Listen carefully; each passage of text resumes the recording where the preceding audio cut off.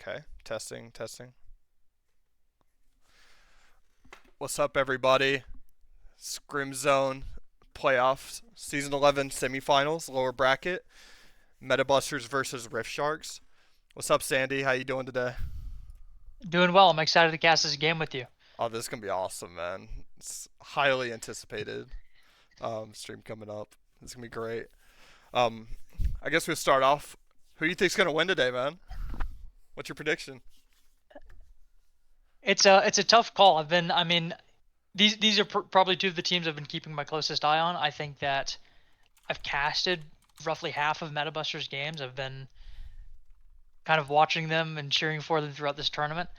And on the other hand, Rift Sharks is a team that I'm very wary of. I'm very cautious of them. I think Giraffe winning the MVP, uh, I would say that it's deserved.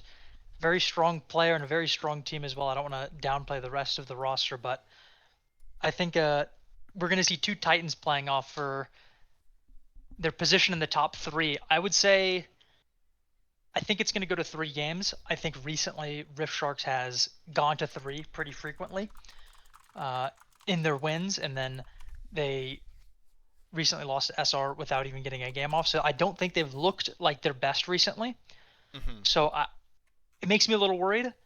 I think it's going to go to three, but I do think during the series against Nutbusters, they started bringing it back. I think they'll be able to kind of keep up the momentum and win this series in the end. I think it'll be 2-1 in Rift Sharks' favor. All right. Yeah, I'm in the same boat as you. I think that they brought it back pretty well, but I'm very skeptical after. So I played against them last week. I'm really skeptical how they'll play into Meta Busters. I think both of the Buster teams are pretty good. So I mean, I think it may be a little even in that way. Meta Busters beat um, New York Nut Busters at the end of the season, even though it was like I wouldn't say a troll game in a way. It kind of was. Um, The AP but Garen seemed a little unserious. yeah, it was a little unserious, so I can't really make a comparison. But Metabusters had a better season overall, so I would say they were probably the better team. So I think this may be a lot closer than what our series was against Rift Sharks a week ago, and we lost 2-1. I think those last two games we kind of struggled. I think third game we started off pretty strong. We had a good invade on the Pantheon. I didn't know what was going on the entire time, but it was just happening while I was mid Blagari, and we just kind of fell apart at the end. Rift Sharks played really good late game, and honestly, there's not much we could do there. That first game was our only good game. Looks like we're getting to the draft, but I think I'm gonna leave it as Metabusters 2-1. There may be a little bit of the bias coming in, and let me get into this draft. There we go. Starting off with a Lilia and a Twitch ban. Wait, I think we're on the wrong side. 1 second. Let me switch this around real quick. Streams. Messed around. All right. I will say, I think it, yeah, in the actual draft link, it does say that I'm fixing it. Rift Sharks banned Twitch, which is a little surprising to me. Mm-hmm. And Giraffe first pick Syndra. This is exactly what I was expecting. I think there's a couple characters that he'll prioritize, and Mm-hmm. the Victor's gone. I think the Syndra is still an extremely strong character. Doesn't surprise me at all. I'm curious how Tusini will respond in the mid lane. Looks like they'll be opting for the Braum.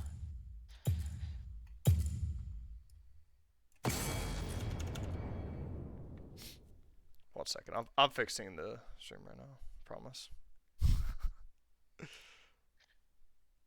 There we go. Hopefully it should be working. 3, 2. I wonder if they banned the Twitch to protect it for the next series or something. Because they could potentially snipe it away. Yeah. I was kind of expecting them to try and snipe a pick.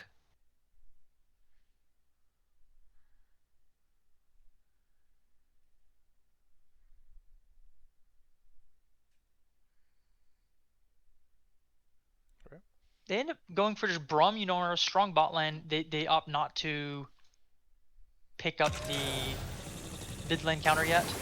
And, Corki Nami. This is a monstrous lane. I don't play enough bot to know how Braum Yunara fares into it. I know Yunara is probably the strongest ADC on the patch, or at least one of them. I would say Braum is a very strong support as well, and Jacob's been having a great time on it. I'm expecting the mid pick to come out here, or I could also see it being in the R4 slot. Yeah, they opt to pick the Aatrox. This makes sense. Protect it so that it doesn't get banned out. This is pretty standard stuff. Yeah. They'll have less flexibility with the mid pick on R4, but they get to lock in a strong top laner and use bans to cover it. So I'm liking the idea coming out from Metabusters here with the Aatrox R3.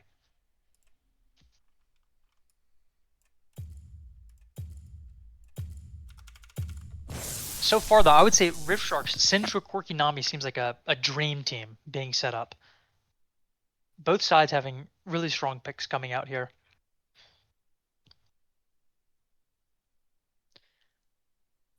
Okay, I fixed it finally. I'm sorry. There we go. Cool. It's the first time doing Perfect. this. There we go. Okay, cool. Yeah. I'm liking the Rich Sharks draft a lot. It looks pretty good. They seem to give away the Aatrox, so it looks like they're just going to pick the top lane right here.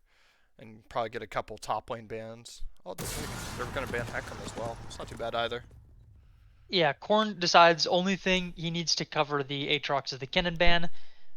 Giraffe on the Syndra bans the Katarina. Tusini plays a lot of Katarina, and that's a very strong counter pick into the Syndra. And yeah, leaves up other options. Jarvan's open. I could see them locking Jarvan right here on R4 and giving mid lane the last pick. I personally don't enjoy that very much. I'd rather see them just pick the mid laner here. You know what you're playing against. No, yeah.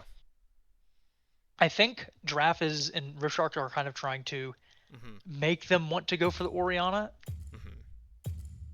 We'll see if they end up picking it. They're going No, they do just decide to R5 the mid laner. There's got to be a really great reason that you're holding your mid pick this long while the opposing team, first picked their Syndra. I found it kind of weird. Otherwise, you're just showing a lot of information. But I found it really weird. I will say Tusini does have a lot of picks that are kind of that last pick. You need that golden opportunity. Kind of Aurelion Soul, Kale. I'm sure something else could come out of the hat that really just needs a really nice game to be picked in. They'll cause. Will cause would be interesting. Sorry. Ahri wouldn't be too bad. They got a really nice dive comp going, so it wouldn't be too horrible. Ahri Vi's a classic combo. Okay. So it's not bad.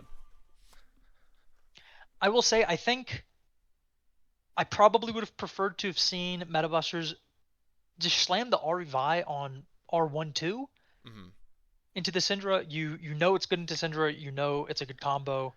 Ahri's not really threatened by enemy jungle picks that much. Then you still have the R3 Aatrox, but then you kind of just you've given less information to your opponents, and you are able to maybe hold up the R5 for a really nice support counter pick in the game. I thought it was weird that they didn't drop top lane until R5. I thought, even though like Aatrox was up, I still think that they should have dropped it down. I think that was a little unnecessary to pick on an R3. I guess it's fine because you get 2 bans right after, but I think you just allow top lane to get last pick. I think the fear is you can see from Rift Shark's ban, they're kind of prioritizing the Corn bans in the first rotation. They get rid of the Renekton and the Darius. Yeah. So it doesn't really surprise me that Corn was feeling the pressure from the bans, didn't want the Aatrox to get banned as well. Aurora seems to be a really bad matchup, though. I can't imagine that being decent for Aatrox. I don't know if this is something that is commonly played on Rift Sharks, if they've practiced it. I don't know if Chow's experienced on it, or if they're really experienced. I mean, they've played the Kennen multiple times, so I'm sure they're used to having a ranged AP top laner. But I don't know. I'll be very curious to see how these lanes play out. Bot lane's the one I'm least certain of what the matchup looks like. I would see Nami having a much easier time in that lane. My only issue with the Corki Nami bot lane is that Unard is outrange Corki, but I still think the support matchup is a little more important than the AD carry matchup. Yeah, Um, I mean, there's a I lot know more Corki Nami has versatility. really potent all-ins, but I Mm-hmm. imagine Braum can kind of mitigate a good bit of that. Of And course. I think Yunar probably wins the extended trade. If any ADC players are in here in chat that can give some more insight, ADC or support players, anybody in the bot lane. Of course. And I'm gonna switch over to this. There we go. Gnome in chat saying Twitch's stuff's best. I just thought they could have maybe snatched it. I feel like Evan can also play the Twitch. Go make sure we got everything. There we go. Yeah. Some pause over here. Looks like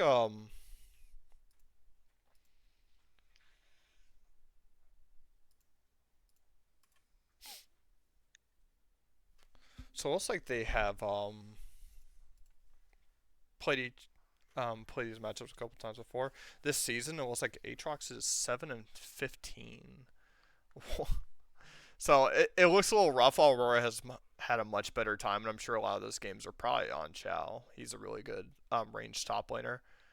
He's good at abusing those bruiser players and tanks. So you could probably see why Aurora has a much favorable top lane KDA and win rate. It's really oppressive, and a lot of top laners don't know how to deal with it when they're not playing something that can counteract it. Um, Corn has a lot Or has also of been picked mid a Aatrox. decent Yeah. amount too. I think I've picked it in probably 4 or 5 of my games. Mm, no, And of then course. I think did Tusini play Aurora? Somebody else played Aurora, I think. I'm having a hard time remembering who. Another mid laner. I mean, One of the other mid laners in the league played it. But yeah, and it looks like Kane is having a good time this season because I remember last season, it was kind of an ongoing joke that you pick Kane, you're basically gonna lose every single time. But he's having a much better time this season. 9-5, not too bad. Um, 3.09 KDA, it's not too bad. And I was not Nami playing around a last good season. time as Is the well. reason that was the case is potentially Jakar? I think most people would consider the best Kane in the server was Yeah. he getting the Kane banned out, and other people were playing it, which is why it had a worse Yes. performance. Or okay, His Zed and his Kane got banned a lot, so um, it was definitely a lot of him not being that able makes to sense play to it, and me. a lot of people who are a little less experienced on Kane, even if they do have a lot of mastery, um, there's no better jungler in the server than Drakar. But the season, you can make an argument that Fujer has had a much better season. So I mean, Yeah, QC had an see how he abuses unfortunate it. season. I kind of came into the server hearing QC's SKT. They're the dominant team.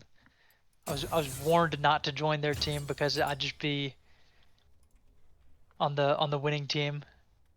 It'd be boring. Oh, can you join the lobby? Yep, I'm in the lobby already. I Oh, got you. okay. I'm in there now. Yep. I, I I got busy talking and I just completely forgot to join the lobby after they invited me. So I was sitting there for a few minutes. No worries. So they were waiting on me. Yep. R. Cool. Yeah. And it looks like we'll be right to the game. So probably about 3 minutes until that goes through. I will.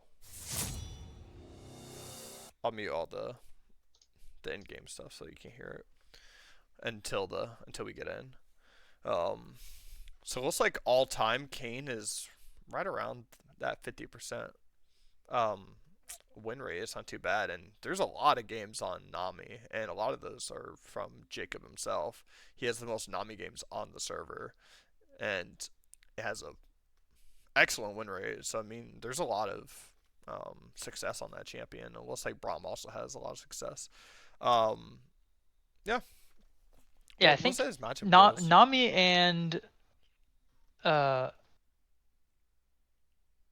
I mean, yeah, Jacob has played a lot of Nami, so that is Mm-hmm. a steal coming out It from Rift Sharks. But his Braum has also looked really, really good. I will say I've been very impressed with the Braum performances Jacob has brought out. So I still think game one from the drafts, from the teams, anyone's game. It's going to be really close. Game 2 is going to be interesting though because there are, kind of picks that are snatches, mainly the Nami. I would have hoped to have seen a little more. Maybe that indicates that teams are not angling for this to go to game Yeah. 3 and they're just trying to close it out with a quick 2-0. No, yeah, it looks like they're trying to end it early. Both teams are trying to look to end it early. I mean, that's kind of the goal when you're going into play. You're trying to just get in and get out because some of these games have been later in the day, but also it's just having a dominating victory. Right here shows some of the champion matchups. So as you can see, it looks like Braum does have a horrible time into that lane. Looks like Nami has been a little more This favorable is into this Braum, is which makes a champion lot to more champion sense. matchup. Yeah, this champion the champion matchup. So Syndra, This is very surprising to me. yeah. Well, it's ranged in the melee bot lane since Braum isn't a hook champion or a tank engage. Well, I, He's I just think gonna the get the poked Ari out the entire Syndra time. matchup should not look this bad at all. No, it Um, shouldn't. If the Ari was smarter, she would wait for the E to go out. well, just Um, Ari in general. Syndra's very important to people with high MS, and Ari mhm. with the W is able to easily evade a lot of spells. So I imagine these are just Ari players that are kind of jumpy, casting their spell, like trading. Yeah, I'm not even sure, but I feel like this mid lane matchup and the support matchup are the two that have really a ton of games against each other. and it is also surprising that the Syndra player has such a like the Syndra into Ari matchup. Like in these games, they just had such a high KDA, so they've been performing as well. It's not like they're just I getting will say, by and winning. They're just getting high KDA. So that means maybe the Ari isn't abusing the Syndra well enough, and they're having issues with that. I Um, also think this is probably five or so of these Syndra versus Ori matchups are Giraffe on Syndra. yeah. So we might just be looking at like the player stats realistically. Most of that might be just player stats instead of matchup Hmm. stats. Yeah. We're seeing the Kog'Maw 5-0. It's a classic. No course. I'm really hoping to see that come out this series because that one actually is also kind of a steal. It is. Um, Metabusters have been favoring the mhm. Kog'Maw ADC a lot in their games, going for a scaling bot. Yeah, they play more scaling bots down there. I've seen them play a bunch of Jinx, Yunara. They play some Ashe and Kate. So also another bottling duo we probably look to see, which has been played in competitive so much, like LCK, LCS, Ashe Seraphine. I mean, you can see that come out real soon. You could probably see it in game two because they're going to start running out. You're probably going to see Jinx, Ashe, Caitlyn. They're all probably going to get taken. Um, for Yeah, Rift Ashe Shards, you Seraphine could has been probably see one. I think those a swap. couple series have had Ashe Seraphine. I know my team's played it. I think I casted a game with it as well. Hmm. Yeah, actually, it was when I played against Rift Sharks a couple weeks ago. Hmm. They ran Ashe Seraphine, I believe. Absolutely. Yeah, Ashe Seraphine's really impressive. It has good poke. You can never get on them. If you do, you just get Ashe ult to the face. You get Seraphine ult to the face. You get Seraphine E'd. Empowered E. It's just, what do? You just get slowed and CC'd, and then the second you take too much damage and overstep, they just turn around and you're running away, and you can't get away because you're just CC'd and slowed, and like, I don't even know what you can do. It's very impressive, I'll tell you that, because it has a lot of good poke and has a lot of good peel. And honestly, Ashe has ult. It has engage as well and great team fight potential. It's jack of all trades, quite Yeah, that literally. lane seems like it has a lot of control of which fights they take, Hmm. which is the thing that kind of makes Mbessa such a strong laner is she's a lot of control of which fights she takes. Yeah, She has absolutely. a ton of mobility, so she can choose to just do a short trade and then leave. She can choose to extend it. Hmm. She can choose to run away if she gets engaged on. So I can imagine that Ashe Seraphine is similar to Mbessa in that regard. And it looks like we're going to be getting into game in a moment. There we go. Awesome. Oop, let me wait for the let me wait for the champ select, not champ select, the loading screen to go through, and then I'll switch this over. I will say on this season we have seen less early plays, invades before the minions spawn, but we have seen it a couple times this scrim zone season.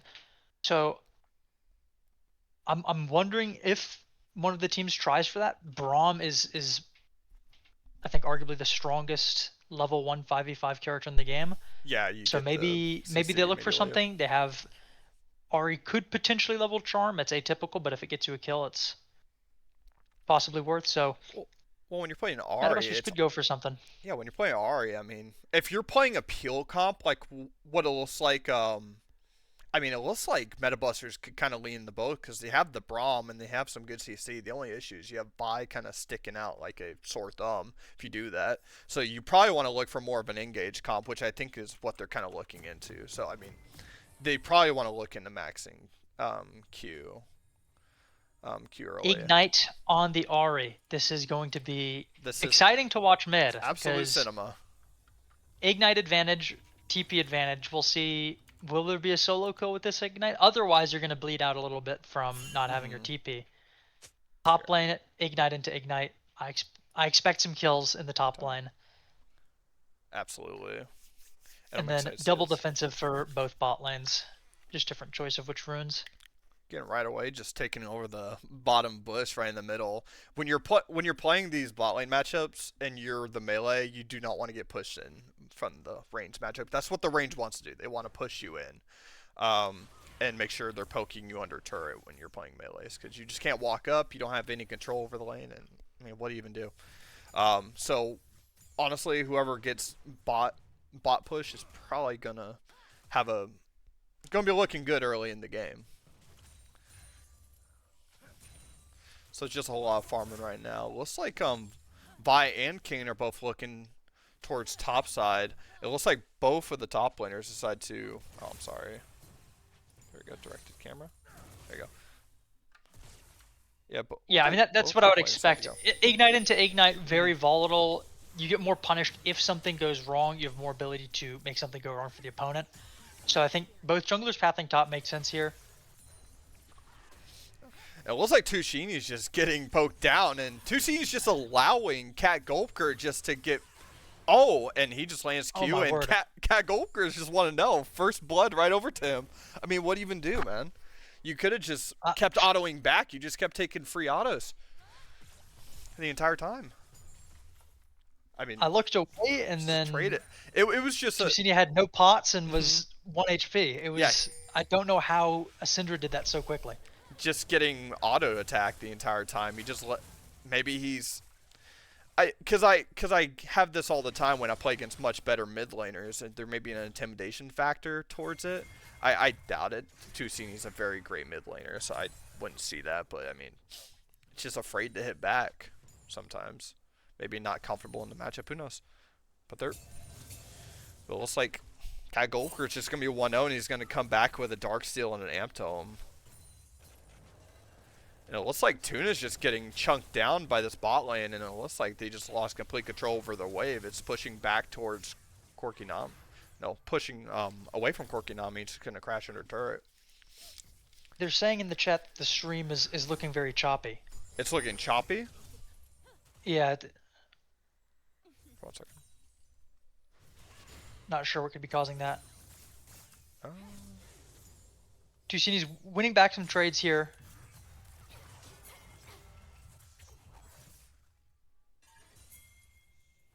let me see. Once again, though, you would not have expected the... Oh, gank coming in. Good flash. Great flash usage from Tusini. Dodges the slow and the stun. I was going to say... Oh, Vi?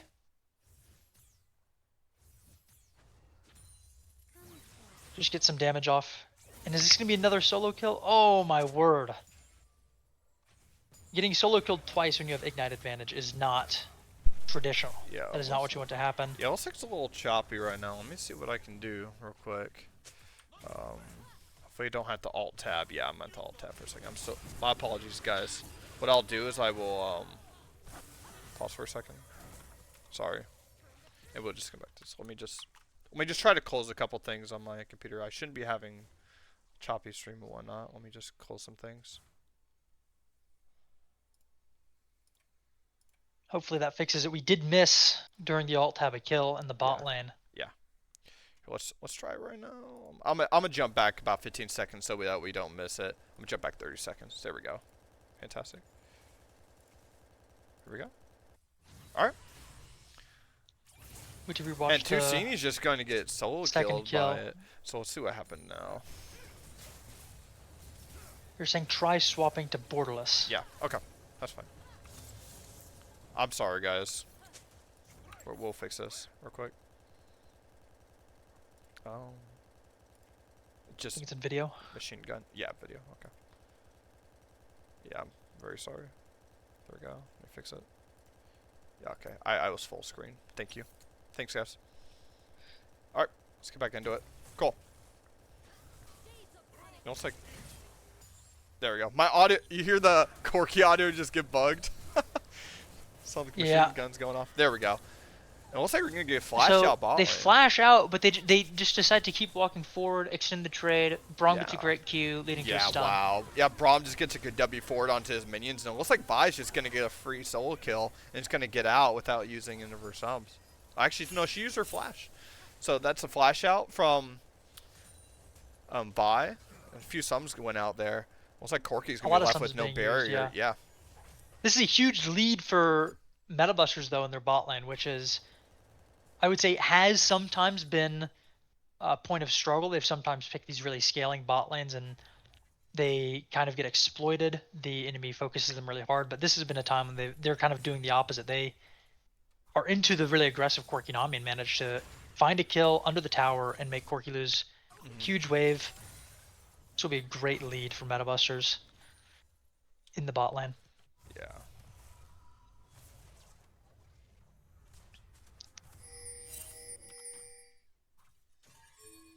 Looks like it may still be a little choppy. This is a travesty.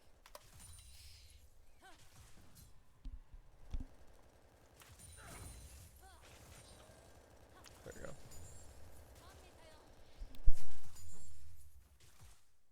Could you, I think N brings up objective timers. Could you press that? Yes, yes. There we go. There we go, perfect. So... Dragons are up, grubs spawning in 2.5 minutes. I think if this bot line on the side of Rift Sharks is able to bring back the advantage that we thought they would have, Rift Sharks can look for an early dragon. Otherwise, I don't think any objectives will be taken for the next 2 minutes. Some action looks like it's going to happen in the top lane. 3-man collapse on this Aatrox. I'm being muted for a second. I'm just fixing some of the bit rate because it looks like we're still a little choppy right now. On the other side, Ahri bot lane. They get another kill on the Corky. So, a bit of a cross-map play going on. Rift Sharks focuses top lane, doesn't get the kill on the Aatrox. Metabusters focus bot lane, and they get to get the kill on the Corky again with another wave dying to tower.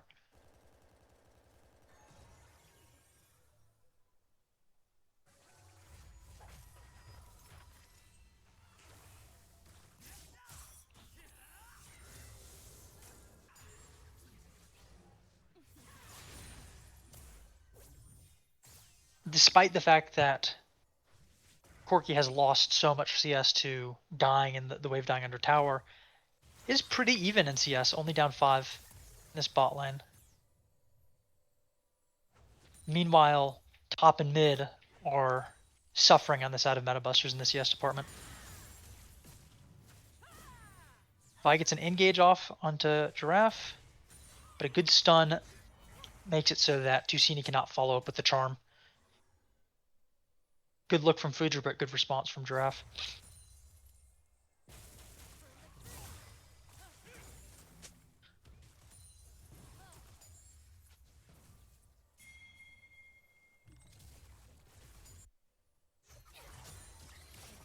Next objective is in 30 seconds, the grubs will be spawning. I expect either a trade. I hope a team tries to take an objective here. Yeah, it'd be pretty favorable looking at The getting an Kayn objective is here. the Kayn is pretty weak right now, hasn't gotten the form, so might just look to go alternate side from the Vi. Make a low risk play, but looks like he might be looking on the Aatrox. But some action's happening in the bot lane. Our ult forces the Nami flash.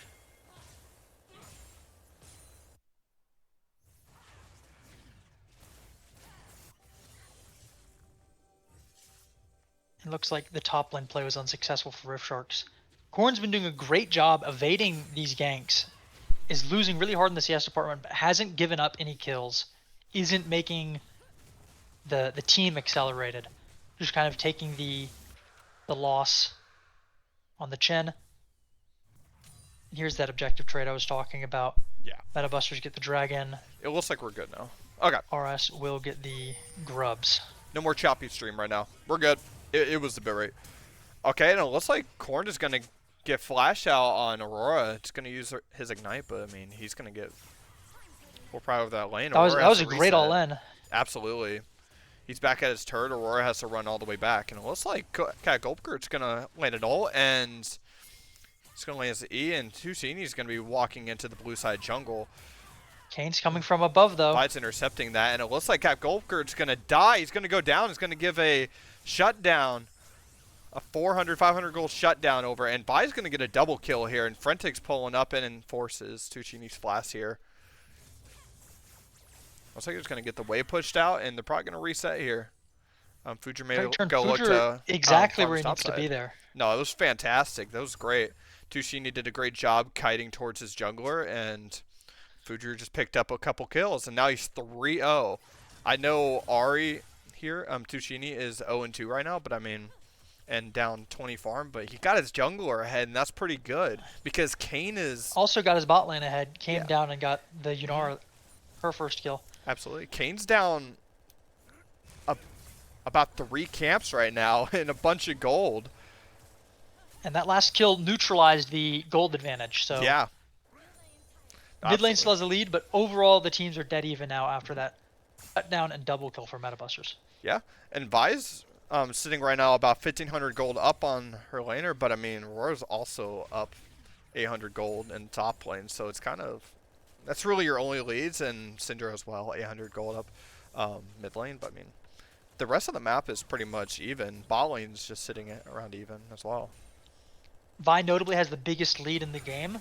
This kind of means you don't want to take fights with the Vi if you're Rift Sharks. You want to avoid this Vi. You want to try and make plays elsewhere. That's kind of what's been happening all game, but they don't have any hard CC with the Kayn and Aurora. They've kept trying to look top, but they don't have any way to lock down the Aatrox. So you've just been able to escape. Looks like Syndra's going to use her ult there and force Ari out of lane. Ari's going to have to reset there. Just walking up. I'm surprised. I'm really surprised that Ari didn't rush Merc Treads. It looks like she's building them now, but I think she should have just went straight into it and just built the AP in the right after. Because I think you just kind of wasted a lot of time and you just took too much damage. You need those resistances and you need the movement speed into these control mates matchups. Yeah, I think it's kind of hard sometimes before your lost chapter. Especially if your laner's ahead, because they'll have... It looks like Tuna's going to take a bunch of damage, and there's a big Nami ult that gets blocked by Braum. And it looks like it's not going to go anywhere. They may chase down the Braum and may die. Lance heal, and Fishy's going to walk away, unless Fujer decides to go back in. But Tuna lost all of his health. Fujer scares him off, but Jacob got a great shield there to block. No, absolutely. The bubble ended up hitting both still, I believe, but then the wave got blocked by the Braum ult. Saves the Yunara. It's really interesting interaction. It looks like Aurora's going to ult and ignite. Korn is going to ult, and they ignite each other, and it looks like they may mutually just part ways. Korn has possession over the wave, and he can either go down and pinch this Aurora, or he can push the wave in. It looks like Aurora may be getting pinched by Ari, and Ari's just going to die here. Oh. Gets ignited by Ari, and that's a kill up for Ari. Even though she's down 30 farm. I mean, getting that kills there is really nice, but unfortunately she does lose a bunch of plates. Gosh. Yeah, 4 to 4 plays to 0 in the mid lane. Yeah, Cat Goldkert's going to be big this game. Last series against NYMB, he got a big lead, and I mean, it didn't mean anything in the end, but I mean, he kept his team in the game, and NYB had to stay in there. And it looks like Cap Goldkert's going to land his ult and is going to die. Good Vile, and just gets the Kane as well. I mean, Fujer's taking over this game. Yeah, 5-0, and it looks like he's going to have a big shutdown. It looks like they're going to take gold lead by 1,000. Two teams going to push mid and likely reset here. Yeah, now they get full vision over the bot side if they want to. Yep, Brom's going to land a nice control ward and get some vision. It looks like it's just going to go back bot lane, and things are going to reset. Vi's probably going to farm the rest of his jungle. And it looks like Tuna's just going to get absolutely chunked in the bot lane. He does have that Kraken Slayer, but no resistances, no movement speed for boots. Probably going to build those next, but he needs to be able to get away from this Corki Nami, or he's just going to keep getting chunked out. Probably needs to also position a little better than that. When you don't have your Braum exactly there, when Braum's walking all the way around, you walk up and take a bunch of damages. You're just kind of going to expect to get chunked out. And early on, Giraffe had the Dark Seal with stacks, but now Ari opted for the Dark Seal. 6 stacks on it now. Just been doing a good job of staying alive recently and being present for kills. Absolutely.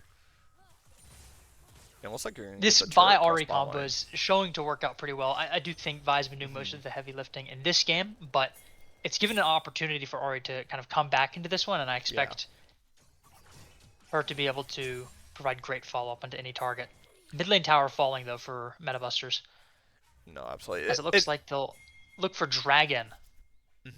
Mountain Drag. Dragon's up, but Rift Herald's up in 15, so it looks like they may just be handshaking it. They do have full vision over topside. They may look to gank Aurora here, even though Corn is low. He's going to walk up and completely bait. What a nice flash, and it looks like Aurora is likely to be dead here. Yeah, Vi's going to ult and combo with the Charm and just dead. I think the Ariel was unnecessary, but I mean, they got the kill and they get Rift Herald and a bunch of plates top if they decide to. Aatrox is going to walk down, and it looks like we have another fight going down. It's going to be bot lane. It looks like Tuna's just going to get bubbled. It looks like he misses the Great wave, flash W from Fishy. Oh, and he's just going to get Nami Great bubbled. bubble as well. Gone. Oh my word. And Cat Goldkert's was getting from the side and just gets the kill. I mean, like that's insane priority in the mid lane that you have. No, absolutely. You can just walk and do anything Tower's you want. protected, and you shove it under tier 2. You can just show up behind bot lane pretty safely after the top play that Metabusters made. It looks like they're just going to go back to what they're doing. Syndra's going to force Ari out of mid lane off the turret. Ari did get it down to 2 plays, so she did finally get some damage on that and get some gold from it. Looks like she's just going to have to walk all the way around. Looks like she's walking up to try and do something. She misses the charm. Looks like she's going to get ulted, and the E misses. Oh, the E barely doesn't connect with the orbs there. But Ari gets hit by the knock, fast ult away. Ari does have her Malignance now, so I mean, she has a lot of kill power, and she does get eat away when she ults forward. Cat Goldkert is low on mana. He's probably going to want to look to back here, and it looks like Evan's going to walk up and try to get some damage off on Tuna. He was kind of tanking that wave. I'm surprised Tuna didn't try to turn around there. He probably doesn't want to fight now. He's down quite a little bit, and Vi's going to pull up an ult, and Evan's just going to be gone, but he trades with Yunara. That had to have been a crit. That's amazing. An insane amount of damage. Absolutely.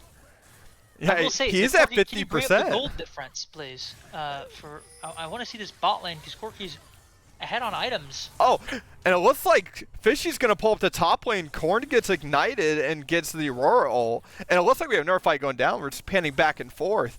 And it looks like he's going to get chased down. Kane is... Yeah, there you go. Kane ults and finishes off the Aurora. And Ari... We gotta go back mid. Hold up. Let me go back. We gotta see how that happened. Let the whole fight play out there. 3 things happening at once. I mean, Yeah, that's there was crazy. too You much don't stuff get that going every on. game. And it looks like they start trading a little bit here. They're kind of playing back and forth. Misses the charm, Tuccini. And it looks like Cap Golker is going to try to walk forward. And he gets the ult off, but the Ignite goes off on a Cap Golker here. See what happens. What's Tuccini going to do? And he gets E'd. Cap Golker walks forward and is so close, but Tuccini just takes the kill away with the ult forward. And The Cinder, upgraded Merc shield saves him. yeah. It was worth it. Those Merc Treads do a lot against these matchups when they have high CC and their control mages just poking you the entire time. I mean, that's what I did last week. Like, I just went Merc Treads every game because Cap Golker plays some high damage champions like Xerath and Syndra and Orianna, where you just kind of are forced to go that. You kind of have to take that. Like, take that and give up the CDR from Lucidity Boots, or getting Swords, so you have to give up the magic pen. So And another thing in that it's fight better. I'd like You to just want highlight the is defenses. the movement speed from Ahri allowed her to Oh, dodge some absolutely. spells with the W. Also, I think we're locked in on the Ahri right now. Yes. There you go. There you go. Like nothing happened since, and it looked like it didn't. It looks like they're all just resetting and getting ready for the next objective coming up. It looks like it's going to be Hextech Soul coming up. I think they did in get 1 minute. 3 plates there bot lane though for they Metabusters. did. I believe that tower had 4 plates before. Yeah. They 3-manned it, warded some people off. Rocket Belt Syndra. It's like, okay, Braum's going to Giraffe is finally warmed up to this item. Yeah, I seen all the pros going Rocket Belt yesterday when I was watching some of the LCK highlights. It was unreal. Every single champion win it.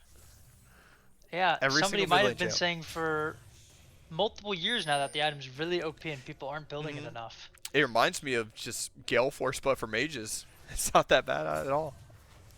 Yeah. Oh, and he's going to land the E, but it looks like they're just going to handshake and walk away. Unfortunately, Ahri doesn't get the poke back on it, but I mean, it looks like Rift Sharks is taking control over the river, but it looks like they maybe run out of the wards or they're just walking away from it, but I think they should just walk in a river and try to take control. Looks like they're all going to rotate towards mid, towards this Rift Herald. Aatrox is going to fly the Rift Herald into the mid turret, and there's a fight going on. Royal goes in, and oh my god, so much going on. Tuna gets the Corki, and it looks like Cat Golker gets another kill. It's going to be a 3v4, and Tuna's kiting really well. Chow goes down, Frentic goes down, and it looks like they're going to kite out, and there goes Fishy, and oh my goodness. Rift Sharks just, they had such a good lead earlier, and it's an ace. It's an ace, and they get the dragon. Will they get a tier 2 mid as well? Yeah. I think they will. That fight. They're playing so there's so much going on there. Yeah, right at the beginning, Evan doesn't get over the wall as the Corki with the W, so ends up getting caught, and then they get kind of a 1-for-1, and I think they could have backed out and been fine with it, but Chow, I think, just overextends, goes forward on the Aurora, gets Frentic to come with them. Both of them die. Meanwhile, Fishy and Giraffe are fighting the Aatrox, who stalls long enough for the rest of the team to win the other side of the fight and come join them. Sunder Sky and Merc Treads just do a lot against that Syndra. I mean, you sit there and hit the cane, and you're just healing up the entire time, and you're just not going to take any damage because of your Merc Treads, and your CC just lowers the entire time. Yeah, if your only person who's kind of ahead of the pace of the game is a Syndra, everyone's just going to buy Mercs. Yeah. This reminds me of game 1 of last week that they played. Everybody was kind of behind except for the Syndra, and Syndra's got really fed. Hopefully they learn from last week. It was kind of a late game thing, but I mean, I could see them getting back in the game. And it looks like Rocket Belt diff. Yeah, the Rocket Belt diff, really nice. And he gets ignited, but it looks like Korn is just going to walk right at him. He should be up soon. Oh, yeah, gets stunned. Yeah, there you go. And he's going to ult, and the Hex Drinker saves him. Hex Drinker and Merc Tread. There's a lot of defenses there. And it looks like there's another fight going on. Fishy ults on top of Fujer and is way in there. The Nami ult goes off, and it looks like Fujer's going to go down. That's a 1,000 gold shutdown going to Kane. This Kane's back into the game. And Cap Golker's going to TP mid and look to carry on the fight. And it's going to walk away right after. And it looks like they may try to keep fighting here. I'm not sure what they're trying to do. Tuna dodges the Syndra E. looks like they it's gonna be chasing down mid, Playing on the maybe look for knife's tier 2, and edge. there goes Ari, gets E'd by Syndra, and flashes out. Cap Golker's playing very aggressive here.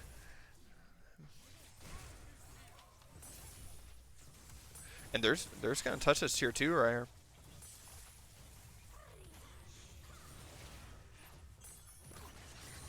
And they're just gonna handshake and walk away. They're gonna take a tier 2 and they're gonna win the fight. You know, Syndra was the only one ahead here, but they didn't even need her to win that fight. Kane has got 1,000 gold shutdown. He's gonna back and get a nice item, and he's back into the game. He really is. He was down an entire item. Yeah, they did a great job splitting that and catching the Vi off there. The flash Q to finish on the Kane. Absolutely. The 1K is going to be great for them. Gold is dead even right now. Back to being anyone's game. I'm really excited for it's great. what happens next.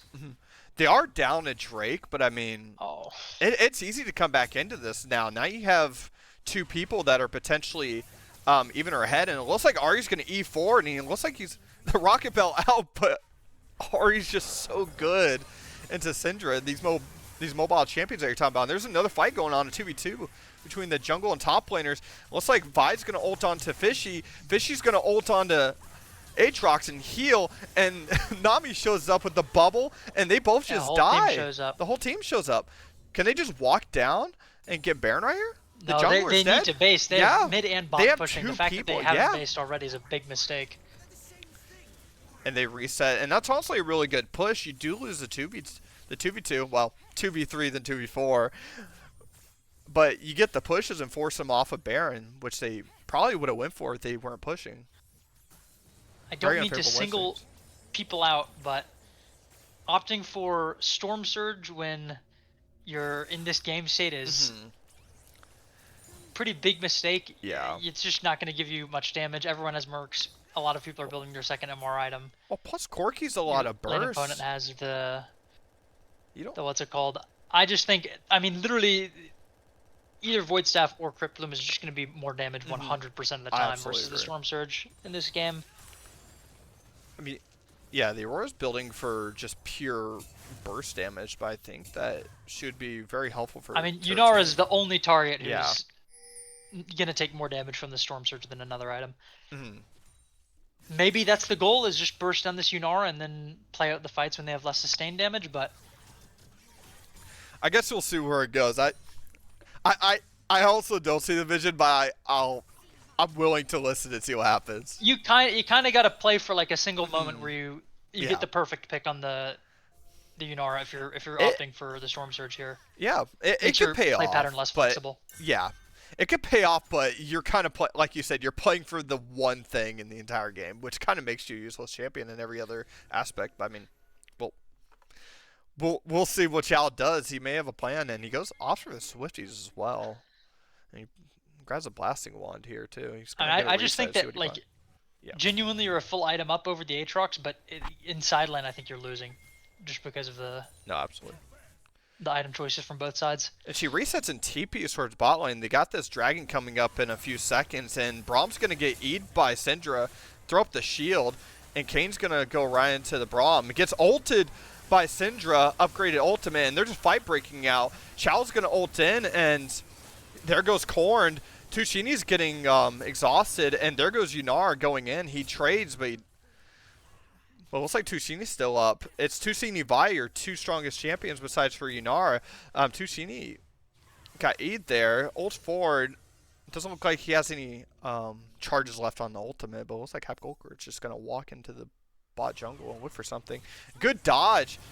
Gets Ignite, and oh my goodness, he's going to kill. And this is still this may be still playable here. I will say, I do think Ari's in a dangerous spot. No ulti. Absolutely. Can't get killed. Oh, he needs to get out of here now. It was. I don't know. Corki does a lot of damage. I think they could have afforded to give it up. I mean, it's not necessary for you to get it right now. It's not soul point. It's not soul. You probably could have given it up there. If the fight's losing and the fight's over, the fight's afterwards going to be losing, I mean, maybe just walk away, reset, and go get some of these weights pushed out, like top lane.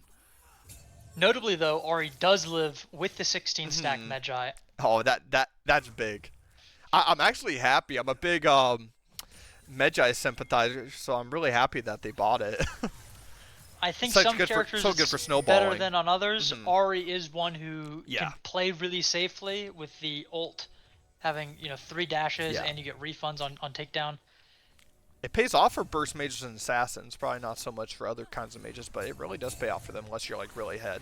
And the ult's away, really good dodge. Aurora's gonna ult and get the slow off and get away, but I mean,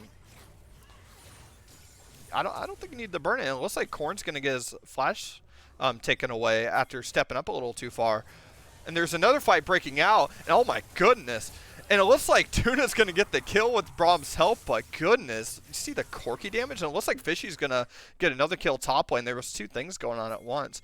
But it looks like Korn just got chased down. Zoom the camera out a little bit. Yes. Do Control-Shift-Z to unlock the... Yeah. There we go. Appreciate it. Yep. That would have been Gnome. Or that was Draco. Nice. Appreciate it. There we go. And it looks like, oh, Nunar's going to get E'd by Syndra, and there's just another pick going out.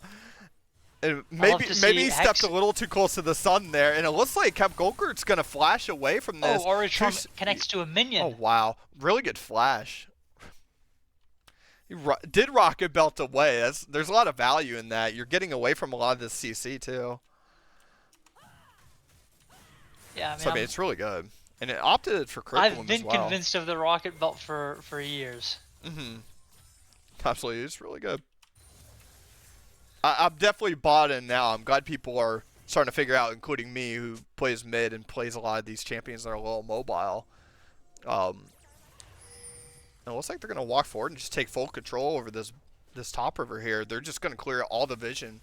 Probably want to reset and get wards if I'm Braum here. Get my ward down, then reset. They're kind of sitting in the dark. They may want to look to try to get a mid push, but it looks like Fujer got bubbled and Aurora just wastes her ult.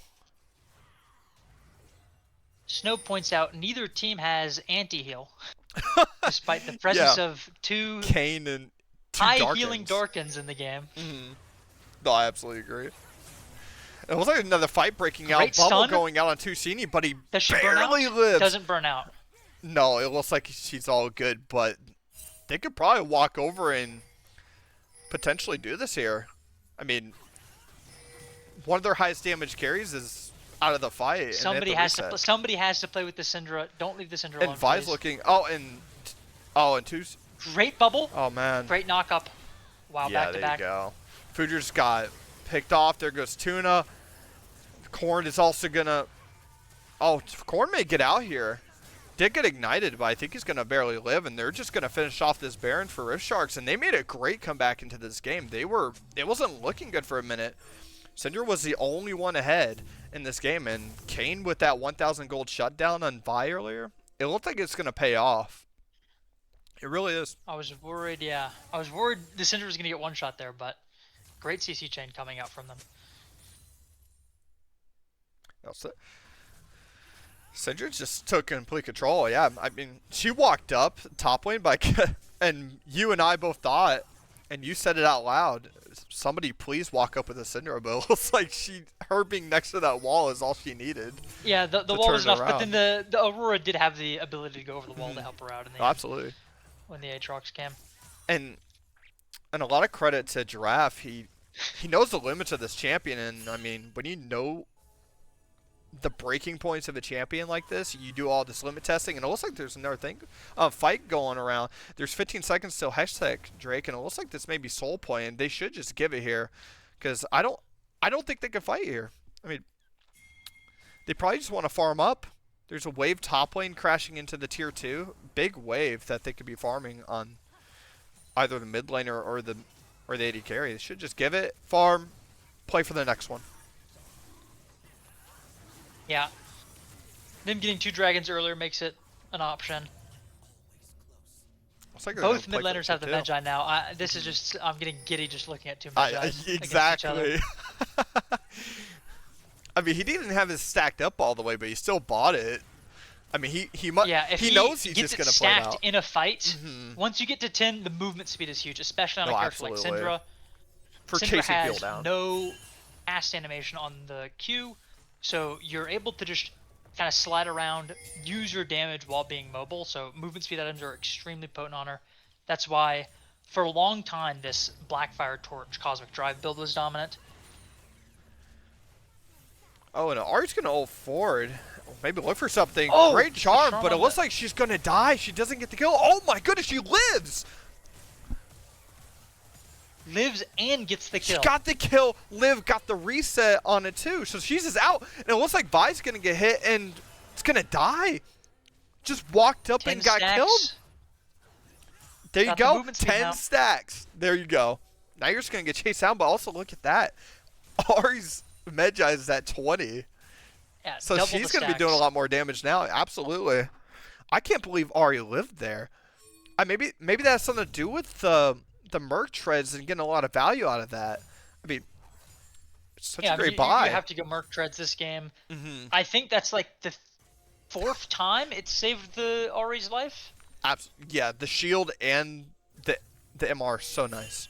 It looks like they're going to walk up in this top river, maybe try to take control over it. Baron's not coming up for another 250, so I don't know what they're playing for. They may be playing for this topside vision here, maybe for the blue, but it looks like they're going to go mid and try to get something. He ults forward and Dodge. whiffs and just walks away. But I mean, if you miss your ult, I mean, Actually, who don't know cares? if that dodge happens your without ult the movement speed for no, Medjai on the charm. I absolutely agree. It was very close. Mm-hmm. And I mean, Anti-heal coming out for the Corki now, but Yeah. still It's a no little late. wounds on the side of Metabusters. they're going to have a hard time killing Fishy. He's very tanky now. He has DD, Black Cleaver, Eclipse. So he can fight basically forever and heal up a ton without being punished at all. And it looks like Vi's going to catch Aurora here. Aurora ults but completely misses. And oh my goodness. Nami ulted, but Braum hit a shield on it. Lands a double bubble back on them. And there's another fight going on the top side. Atros gets taken down by Fishy. And it looks like Cap Golker's getting chased down, but maybe get away. Vi's going to chase forward, gets the Q flash, and all that's left is the Corki, and they're all gone.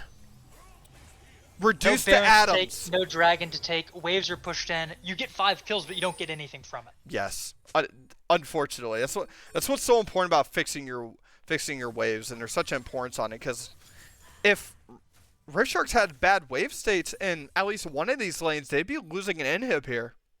I will say, they're not going to lose For anything. this, I think they still do lose an inhib here, just because of how like short the map is. Yeah.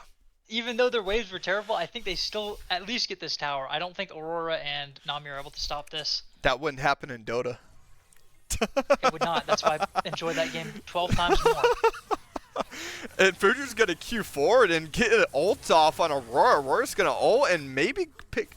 One of them's going to get picked off here, maybe. Though Ignite goes down, and Fuju's going to heal. Tusini's ulting forward, gets exhausted. They get a kill onto the Aurora, and he's going to ult away. Fuju somehow Everyone's spawning, lived. though. The Sundered Sky is so... You get so much value out of that on that healing. And plus these Merc Treads. They have 4 Merc Treads on the side of Metabusters, and like you said, you have to go them this game.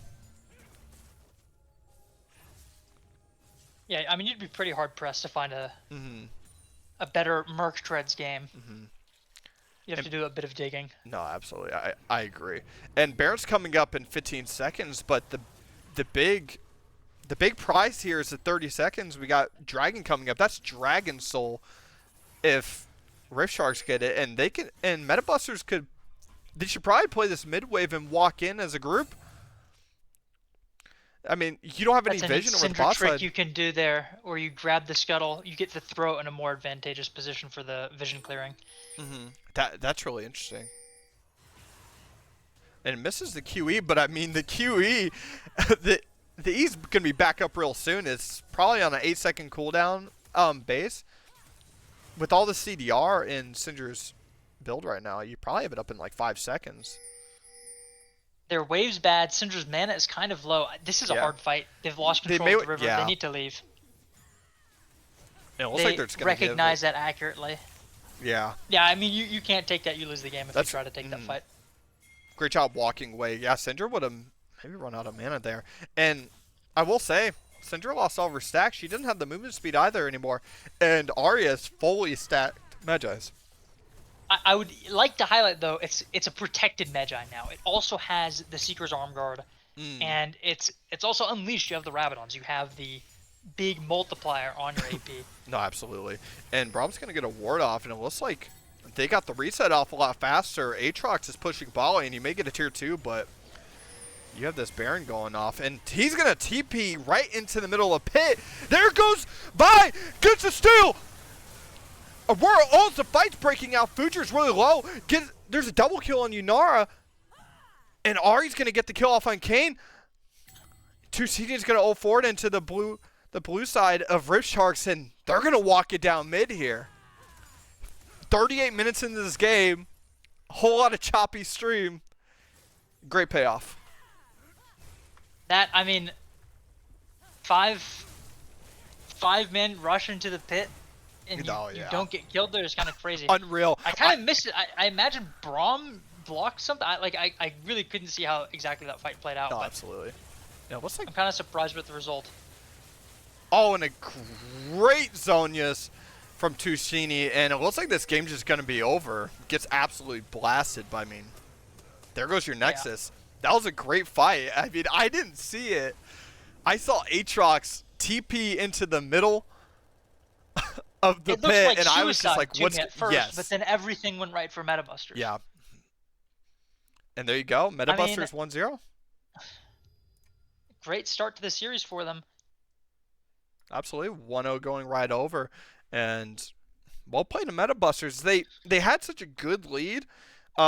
Draft kept Rift Sharks in this game. They brought him back. Fishy got the 1,000 gold shutdown of Vi. And I mean, the lead just shifted back and forth. They were just playing volleyball at that point, and it looks like one team got to spike the ball into the ground, and they just won.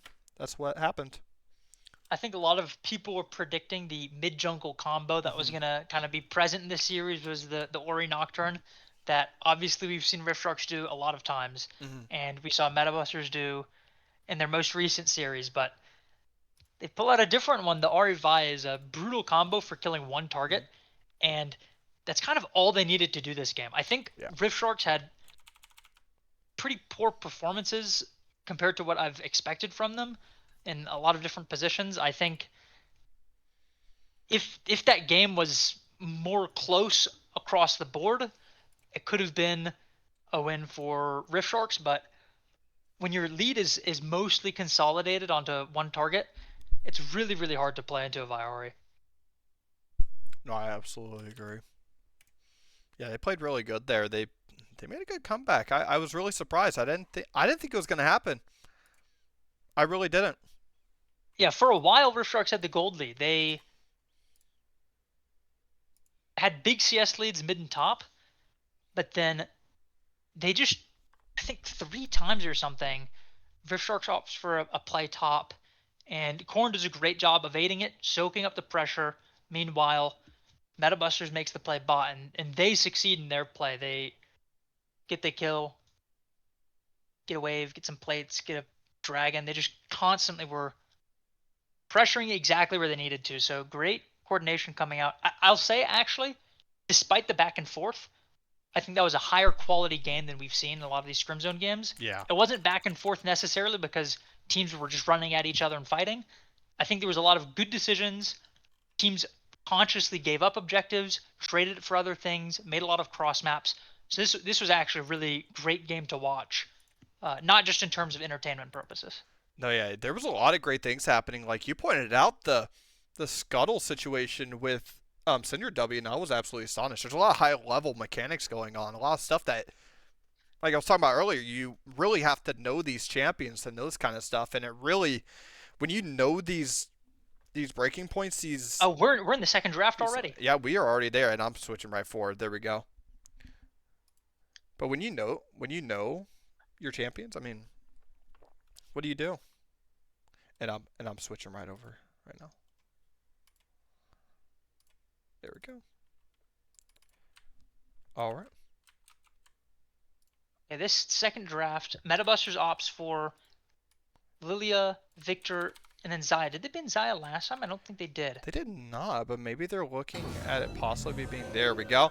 And we're going right into it. And it looks like they're going to pick Hecarim Oriana 1-2. And Doctrine got banned from the side. And wow. Looks like we're just going to get Darius, Kaisa, and Ace And I'm glad that this time they decided to pick their mid laner right after. It's a great job. I'm really. You probably look for your Strix chooses to pick. ban the Nocturne over the Darius that they banned last time. Corn instantly picks it up. We got to see a good counter come out right here. This is when you would pick it. You don't want to let the counters get banned out. Oh, and there goes the Seraphine. Yep. Now Corn's going to cover his Darius pick with bans. You have to ban Ashe here for Metabusters. You do not want to see that Ashe Seraphine come out. It's going to be really hard to play bot lane because you're Kaisa. You have to have. And then you also, I mean, you can ban whatever you want for the top lane into the Darius. I'm curious what they will prioritize around the bans. You could do the Ashe and the top laner, or you could do double top laner. There goes the Ashe. They do opt for the Ashe. Top lane ban here. Cover the bot lane and the top lane with your bans. That makes sense. Yeah, I could see a Gnar ban coming out here for Metabusters because has been known to play the Gnar. Looks disgusting here. I honestly think if you want to bully this Darius, you have to play range top if you want to survive. I'm not sure. I do think Chow has been known to play the Maokai. I'm pretty sure if you go phase rush Maokai, this is a very survivable lane. No, absolutely. You can dodge the Q with the W. You can knock back with the Q, park the phase rush, run away. It seems really hard to kill a Maokai as a Darius if he takes phase rush. So we could see that come out as well. No, absolutely. It looks like they're going to opt into a Nyla ban here. Double bot lane. They just say, Chow, take whatever top laner you want. I really think you wanted to ban a ranged top laner and just allow him to have the lesser of the two evils because he had Kennen and Gnar up ready to go. Aurora was already picked. Chow's a notable ranged top lane player in this server. So you kind of want to ban one of those away. And I mean, like, I guess I'm wrong. I guess they just opt into the Maokai. Like you said, yeah, it's not bad. I think this is. I think this should be really fun. Yeah, you just go phase rush. Yeah, you should never be able to die. Absolutely. Yeah. Plus, you get that extra healing in your kit as well from your passive. Also, you have the Seraphine ult for follow up. You like having a button that, like, just you press it, you're guaranteed to get some CC is really good. And the Milio pick is a great response. Yeah, Milio's great. We'll be able to cleanse a lot of the CC. Could instantly use it on the Maokai ult. Could wait for the Seraphine ult that's likely to follow afterwards. Also, can be pretty effective if Hecarim gets a good ult. I don't think Milio should ever really be getting hit by that. I'm really surprised it didn't. I guess the AD carry pick's fine. Mumu. Yeah, Fujer Mumu. Wow. That's really good for team fighting. I mean, that's going to be really good with Ace Ol here. And Ace Ol has a really favorable matchup in Oriana here. This is going to be a real struggle if he plays it properly. And two, she needs a notable Is that Ace a really player. favorable matchup for Yeah, you Ace Ol? You chase her down. Or you just chase her down with your E and you just flamethrower her. And even though Oriana can probably kind of wait with conceptually, Oriana is one of the most dominant, strongest laners, and Ace Ol's one of the weakest. I would not want to be playing the Ace Ol, and I'd be fine playing the Ori, but I don't play Ace Ol, so maybe there's ways to get around that matchup that I'm not aware of.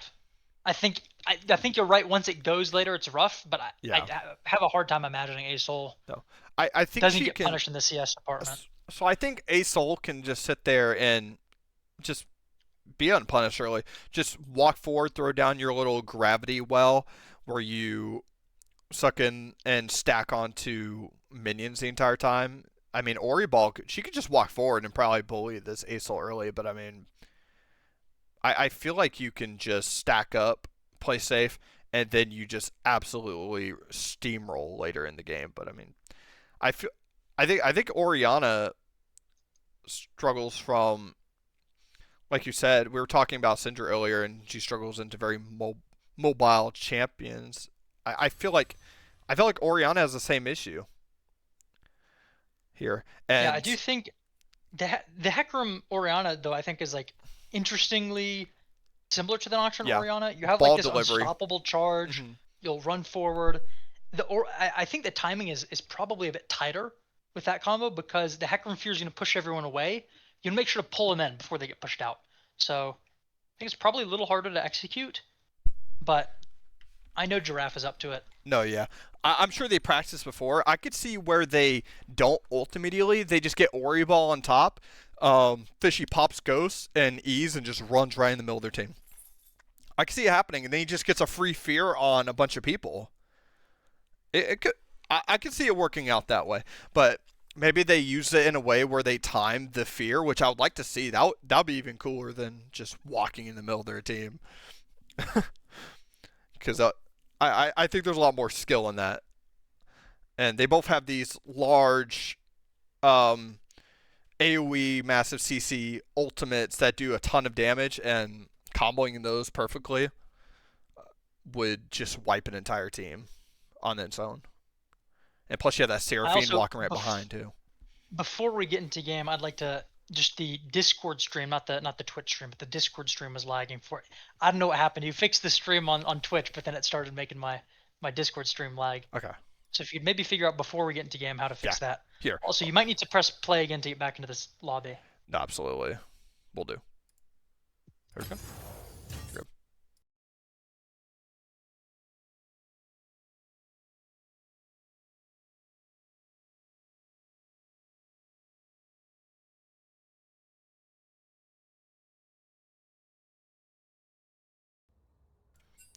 And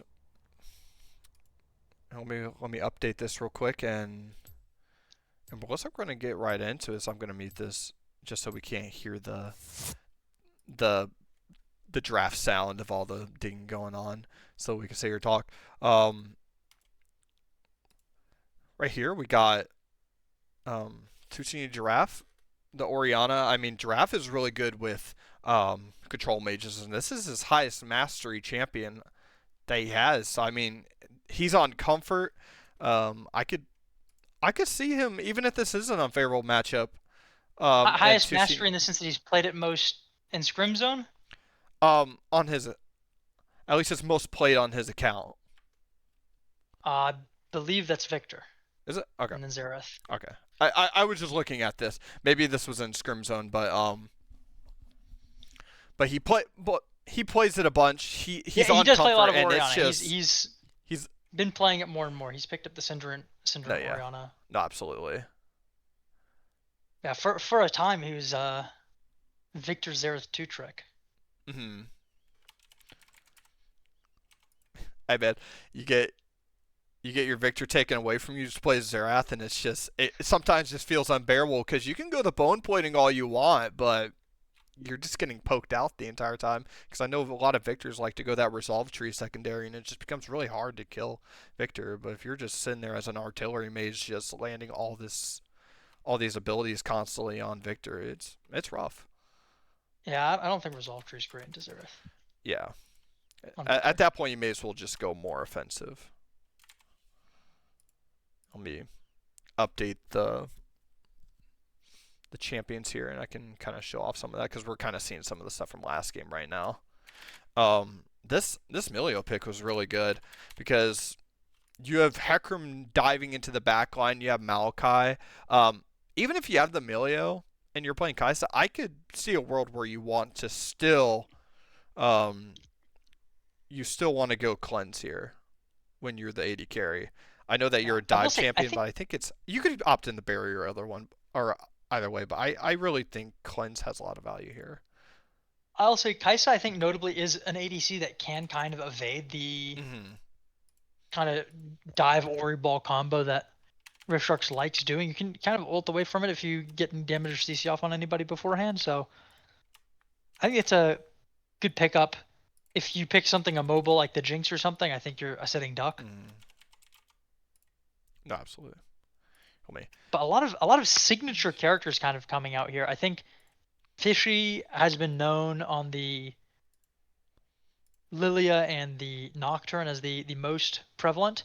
I would say the Hecarim might be third in terms of the fishy champs, at least this season.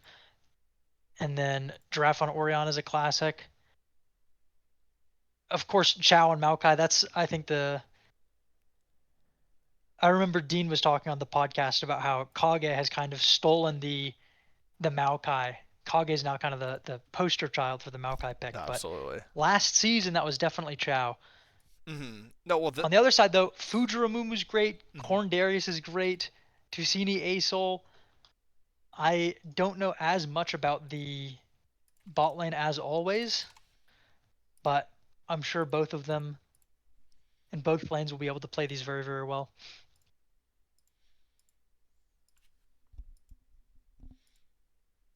No, I'm let me see expecting a through really this. exciting game.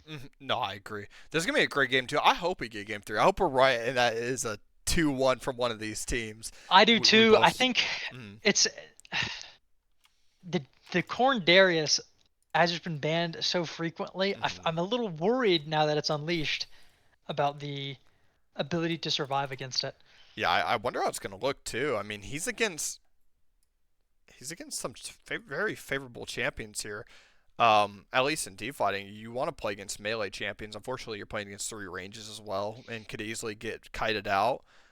And I think the Hecarim and In Maokai will fights, do a good but job kiting it out. They yeah, need to just be really careful that they hmm don't give the Darius 5 stacks. absolutely, they're the ones that have to be the most careful of anybody else. They're the front line. They're going to get hit the most by this Darius starting out in these fights, and even in fights if they decide to go 2v2, 2v1, top lane. You, you don't want to give stacks because the second you stack up Darius passive, it's every single auto is just going to be doing that extra bleed from his passive. On the other hand, I think that the side of Metabusters also does have some dive opportunities themselves. We saw last week, I believe, Metabusters versus Albert's Inferno. Albert was playing the Amumu, got a beautiful QR flash engage onto like 4, maybe even 5 people, but team wasn't able to follow up. They didn't have the position, they didn't have the repositioning tools. I think that Aurelion Sol is a character that can kind of come in from unexpected angles with the W. Kaisa can dash in. Yeah, So I think that there is reliable follow up off of engages. I still think it is a dangerous idea, but that is often the way to shut down a Jinx comp is just jumping on top of the Jinx and killing her before there's a chance to do anything else. no, I absolutely agree. And I mean, I'm trying to understand. Um, I typically think in my head, Darius is favored in most melee matches, but after seeing these past couple times that he's played top lane, we've seen Mundo get brought out and a lot of peel in that kit. Maybe it just has something to do with the slows, the peels, the CC that is able to Yeah, stop him. Mundo has the passive blocks the Mm-hmm. Darius E. It's really hard for Darius to get up to 5 stacks Mm. without that E, because the E often sets you up for 2 stacks as Darius, No, absolutely. and Mundo just is able to ignore it. It looks like we're gonna get right into the game here. Maokai also is able to kind of kite out the Darius. Doesn't go for the phase rush though. Mm-hmm. Here we go. Maybe I'm just a more insecure tank player against Darius. I would have been all over the phase rush myself. Absolutely. Here we go. But Chow has a lot more experience on Maokai. And A is lot more the experience in the matchup. I don't play Maokai at all.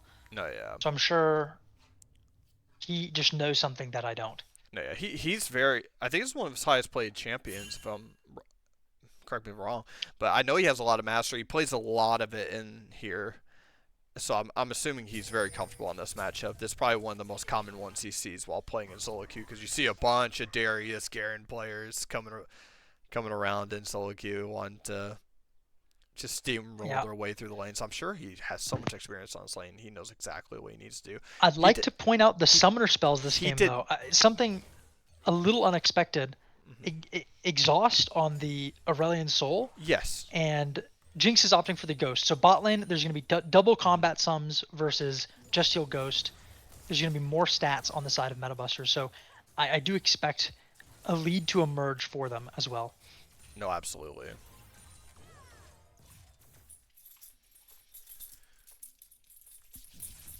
And it looks like there's probably a little, nothing going on right now. They're just farming. It looks like Korn's going to walk up and try to get his stacks off, and that's exactly what he's going to do. He's going to get this extra damage, and Chow is just bleeding to death. He did not opt into that phase rush you were talking about. He may pay the price because he could have procced phase rush and just ran right out there.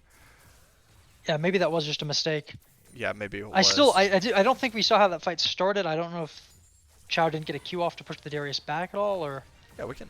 Well, we got something else going on here. It looks like there's just a little bit of poke bot lane. We can go back if you want. No need. Okay. Yeah. I'll just be curious. Yeah, looks like opting to use the Q to farm a bit maybe. Korn probably recognized that, went into punish. And it looks like A-Soul's just going to walk up and get all this damage, flamethrower damage on Orianna, and Orianna's just going to lose a lot of her health, and it looks like and he's going to pop Ghost, and he's going to run right at Chow. Chow may get away here, and is he going to bleed out? I think he's going to bleed out. That is a dead tree. And it looks like does bleed. Yeah, the Lumberjack has the axe on the tree, and it's getting cut down here. That's 1-0 going over to Darius. And it looks like Tushini is a little out of mana. I guess it's maybe a bit of the early game for Reliant Soul. May have something to do with going forward with the dash ability and just wasting a little bit of the mana. But he's getting a little low here. Giraffe has done a good job keeping his health and his mana, and he's kind of Reliant Soul just kind of walk away and give some of the prio in this lane until he resets. And it looks like Fishy's going to go mid. And will they pick the kill? No, but they will get a flash here, and Fishy's just going to get a nice drive-by and get double scuttle. Yeah, the Aurelion Soul's now very vulnerable. I'd like to see that punished. Still has the exhaust, so I think it's going to be hard for Orianna to get a solo kill, but should be possible for a gank to come through. Great Q from Chow. Yeah, very good Q. And it looks like Fishy's going to come top, and he's just going to drive right by. He's going to throw E out and just walk right by, and he's going to get a reset and probably go full clear once again. And it looks like Orianna and Hecarim are going to get these clears, and Aurelion Soul was able to get back to that wave, and Balling's going to get the push out for blue side. This is what I'm talking about, though. A bit of a CS lead emerging for Orianna already. Up 7. An entire wave. Hecarim, notably, is up 8 CS. I'd say Fujer has been, from what I've seen, one of the best junglers this season at keeping up in CS or getting a lead in CS. It looks like he's going to walk forward, and Chow just dove right back in after using his Q, and he's going to get the hit away, and he's going to flash forward, get a Q, and Chow's going to go down. It's just deforestation in the bot lane. I hate to say it, but I do think this is just not going phase rush. No. I think you just have to go that rune basically no matter who you're playing if you're into Darius' melee champ. Yeah, the slows from Darius from his W is just really hard to deal with. There's nothing you can do about the pole. You're not, unless you have a spell shield, and unfortunately you're not Mundo. But Maokai's just kind of struggling here with this grasp. I mean, you don't want to walk forward and get a grasp stack into this Darius. You're just going to lose the trade no matter what. But like you said, if you had, and it looks like Fishy's going to invade here. And it goes forward and try to get Tusini. He's going to get the E, and the shockwave goes out, and that's a pick towards Rift Sharks, and they're going to get their first kill on the board. That's the exact kind of punishment I would like to see. No, looks like Draco's telling me to zoom out again. Yeah. There you go. Yeah, I don't mean to upset Draco. I know she's getting a little upset about that, and I completely get it. Can't see a lot going on. And it looks like Korn is just going to push this Chow off the wave. Just completely dog him. But, oh my goodness. 3-0 in the top lane. I think we see why Darius gets banned every single week against Korn. And honestly, fed Orianna, fed Darius. I think I want to take a fed Darius. I think he's just going to 1v9 this game. And Fishy's just going to get queued. And he has to ult out. And it looks like Fujer's hitting another Q. He's landing all of them. These bandage tosses are hitting every single time. You got an aimbot on that. And Tusini's going to dive right forward and get the flamethrower in Oriana's just going to get chunked down completely, but at least she has the wave on her side. And Asol's going to walk down in the bot river, and maybe they just get Dragon here.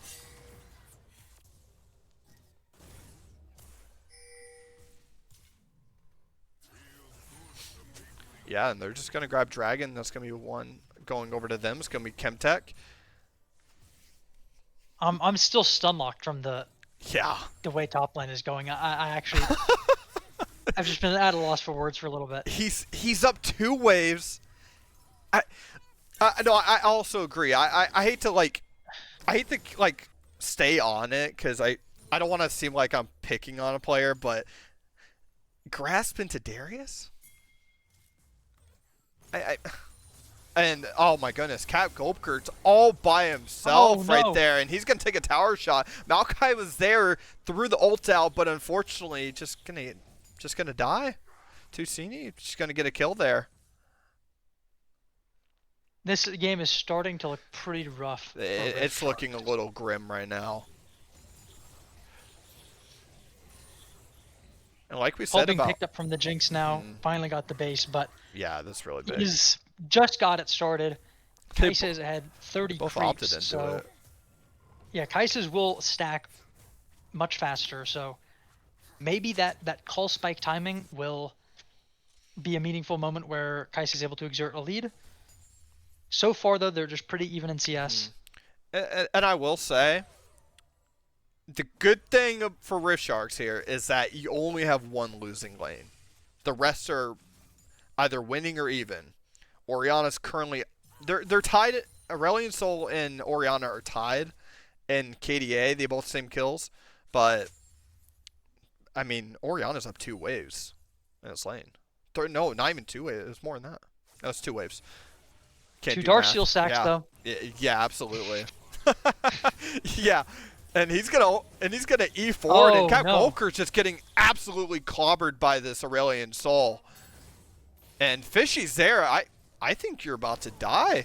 There it is. And Tusini's gonna try to get away from Fishy, but oh wow, he does get away from Fishy. Doesn't use the ult. Didn't use ultimate. Shockwave's still up here, and Amumu's just gonna get another objective for nothing. You know, well, it looks like Hecarim's now invading bot side, so I mean that's good for him, but it was kind of failed. But the exhaust ended up being the difference maker. And Darius is up 30 farm almost. Oh my goodness. 5 waves. 5 waves, 3 kills. That's a big sum of gold. I will say the gold differential's not much different for both teams when you're looking at team gold total. You're looking at a big lead top lane, but a small lead mid and jungle with a dead even bot lane. A big lead sums up to a lot I think more. bot lane. I think Jinx is slightly ahead. Oh, they land the shockwave on the Aurelion Sol. Aurelion Sol throws an ult and hits unfortunately nothing. And Cat Golbkert's just gonna get a kill here. Jinx did throw ult to try and help this out. And there's, oh my goodness, Amumu's just sitting in the bush. TP goes out from Maokai, but it doesn't mean anything. No, this is gonna be another death. And Maokai's just gonna get killed. Maybe gets a flash off. Oh, and a nice flash out. W. Very nice.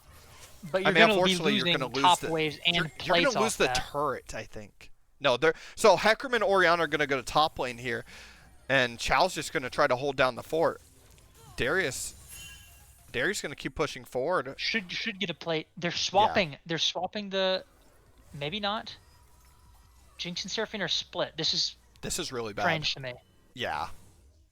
This does not look good. And it looks like they're gonna try to make a play on Darius. They're pinging all the top lane, and Korn is gonna be 3v1. Korn is gonna pop Ghost, and maybe he tries to stack up on Fishy here, or try to get out. Korn might be able to win this. He can. He needs to stack up on the Fishy. Oh, but he's just looking to get away. It's too hard. It's too hard. Very hard. And Giraffe's going to try to get forward. He gets a minion blocked. Unfortunately, you can't go Ghost Play in Oriana, so you're just going to have to just get your path obstructed and just try to get out of there. Fortunate for Darius, he only has to pop Ghost and get out. fortunate for Aurelion Sol as well. Nobody's in his lane. He's just collecting 2 free plates and a free wave. Yeah. You Aurelion really Sol's needed that getting look to back into work this top game. lane. They did get the wave crash top, but unfortunately Aurelion Sol's just free stacking for an entire minute. And wow, look at that damage go off. Yeah, Oriana just walks up and just, since she's a mobile, I mean, the flamethrower is just easily being targeted onto her.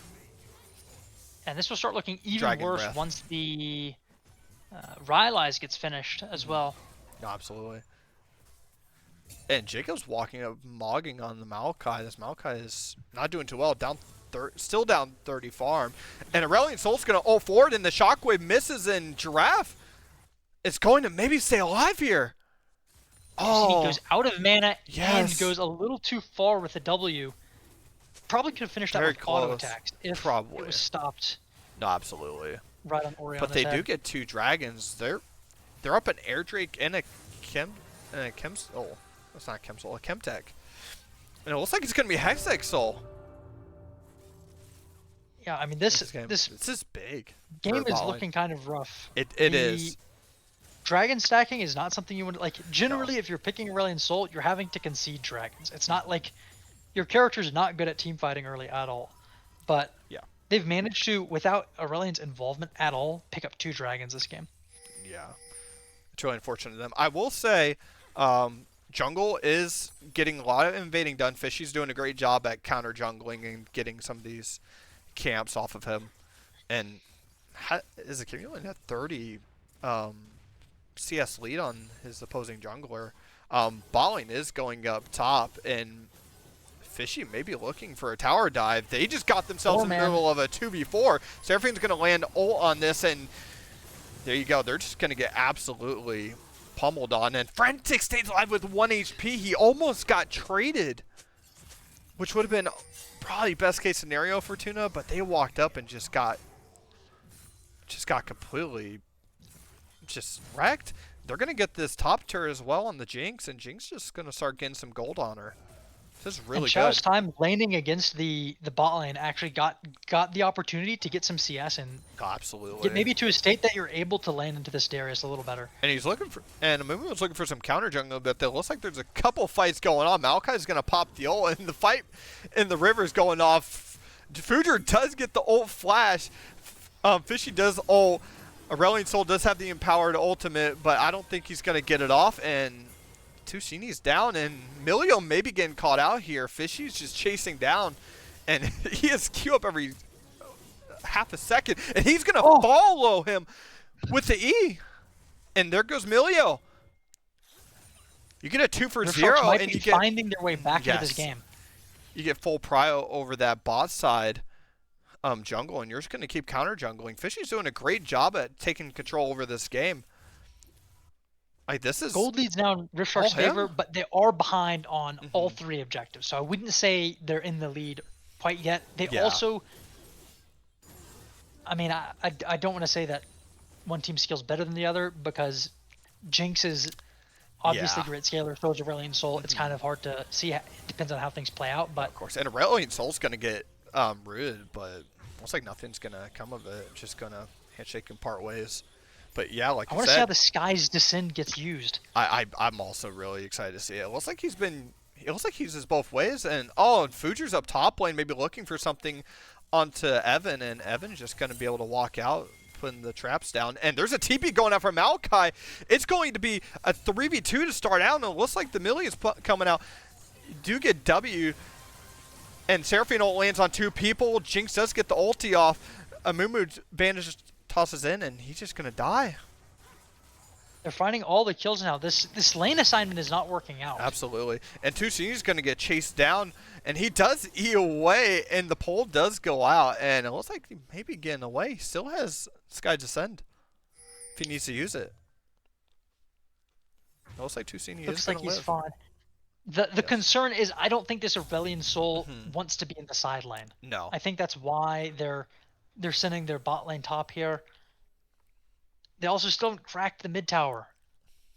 One plate left for Riftshark's mid tier 1. They could possibly look at just walking mid and getting that taken care of as a group, but And plus, you have Oriana resetting, so I mean, there's nobody there to defend it. They don't know Yeah, her, this but might be the timing they get mhm. to take it down. No, That'll absolutely. open up the map a lot for them. I think that last play in the top lane, part of why that was able to work out so well was because of that tower still being up. No, absolutely. And it looks like he is finally going to get his top side. Hecarim has been doing such a great job. Fishy has been doing such a great job at just counter jungling and taking all the camps that he can. He's now at almost 50 farm. And Fishy's going to go bot lane, and he's just going to turn right around. Corn saw exactly what was going on as soon as he popped out of the bush and decided. Yeah, I don't think He's you just look going for to walk away. anything where the Darius is. Like, Yeah, I think you just if try you're to the get rid of side her. of Rift Sharks, you're so happy Mm-hmm. that through that early game, you've managed to recover. The Maokai's now going. The CS lead hasn't really grown between this Darius and Maokai recently. You're able to just collect waves, not give any kills. The Darius's growth has been stunted this game. Absolutely. Yeah, They're looks going like to the try and dragon's up. get him into this fight, and this one is going to be the one that breaks kind of this deadlock. See who is able to take the lead in this game. And Aurelion Sol's coming a little later, but he has Sky's Has Descent. the Sky's Descent. Yes. Maokai ult's coming out, does root Corn. And, oh my god, oh, he didn't do it. And Fishy's going to ult in, and unfortunately, Amumu didn't get his ult off, and everybody's just going down. Sky's Descent coming out, hits the Jinx, but he's just going to go onto Giraffe, and unfortunately, Chow's just going to fall right into the Metabuster's backline, and the only person walking away from that backline is going to be Kai'Sa, and Aurelion Sol's just not going to get the Oriana kill. He's just going to go straight to bot lane. That was... Oh, Amumu was so close. He was right there in the middle Did something of the table. happen? Why did I don't know. Let me go back a little bit. There was a lot going on there. I kind of want to see what happened. So I feel like something had... That was like a 4-man... They didn't have vision of the push, so I don't think they knew that there was as many people there as there were. Yeah, he has Bandit Sauce up. His ult is up. He follows right behind it. He's right in the middle of it. He sees all of them. Yeah, I don't know. Nothing hit him. Oh, man. And it just all falls apart. And it just... And, yeah, their entire team just... That's a shame. Yeah. And we're just going to zoom right back forward to... there we go. There we go. And we're back to live now. Goodness, man. It looks like Rift Sharks are just going to walk up top, and they can just force this Rift Herald. Oh, and the Rift Herald's just down. Well, they got hit by 10 seconds. And Chalice is going to get absolutely mogged by this. By Darius. Darius is going to miss Q, and it looks like he's going to walk away. No, absolutely. If he had Phase Rush there, he gets his abilities out, he gets the Q off, and he just speeds away. Chao still does get to push the Darius back. Great does. Q timing there, pushes him just away so that the Q doesn't connect, gets out of the because if that QR hits, you're dead.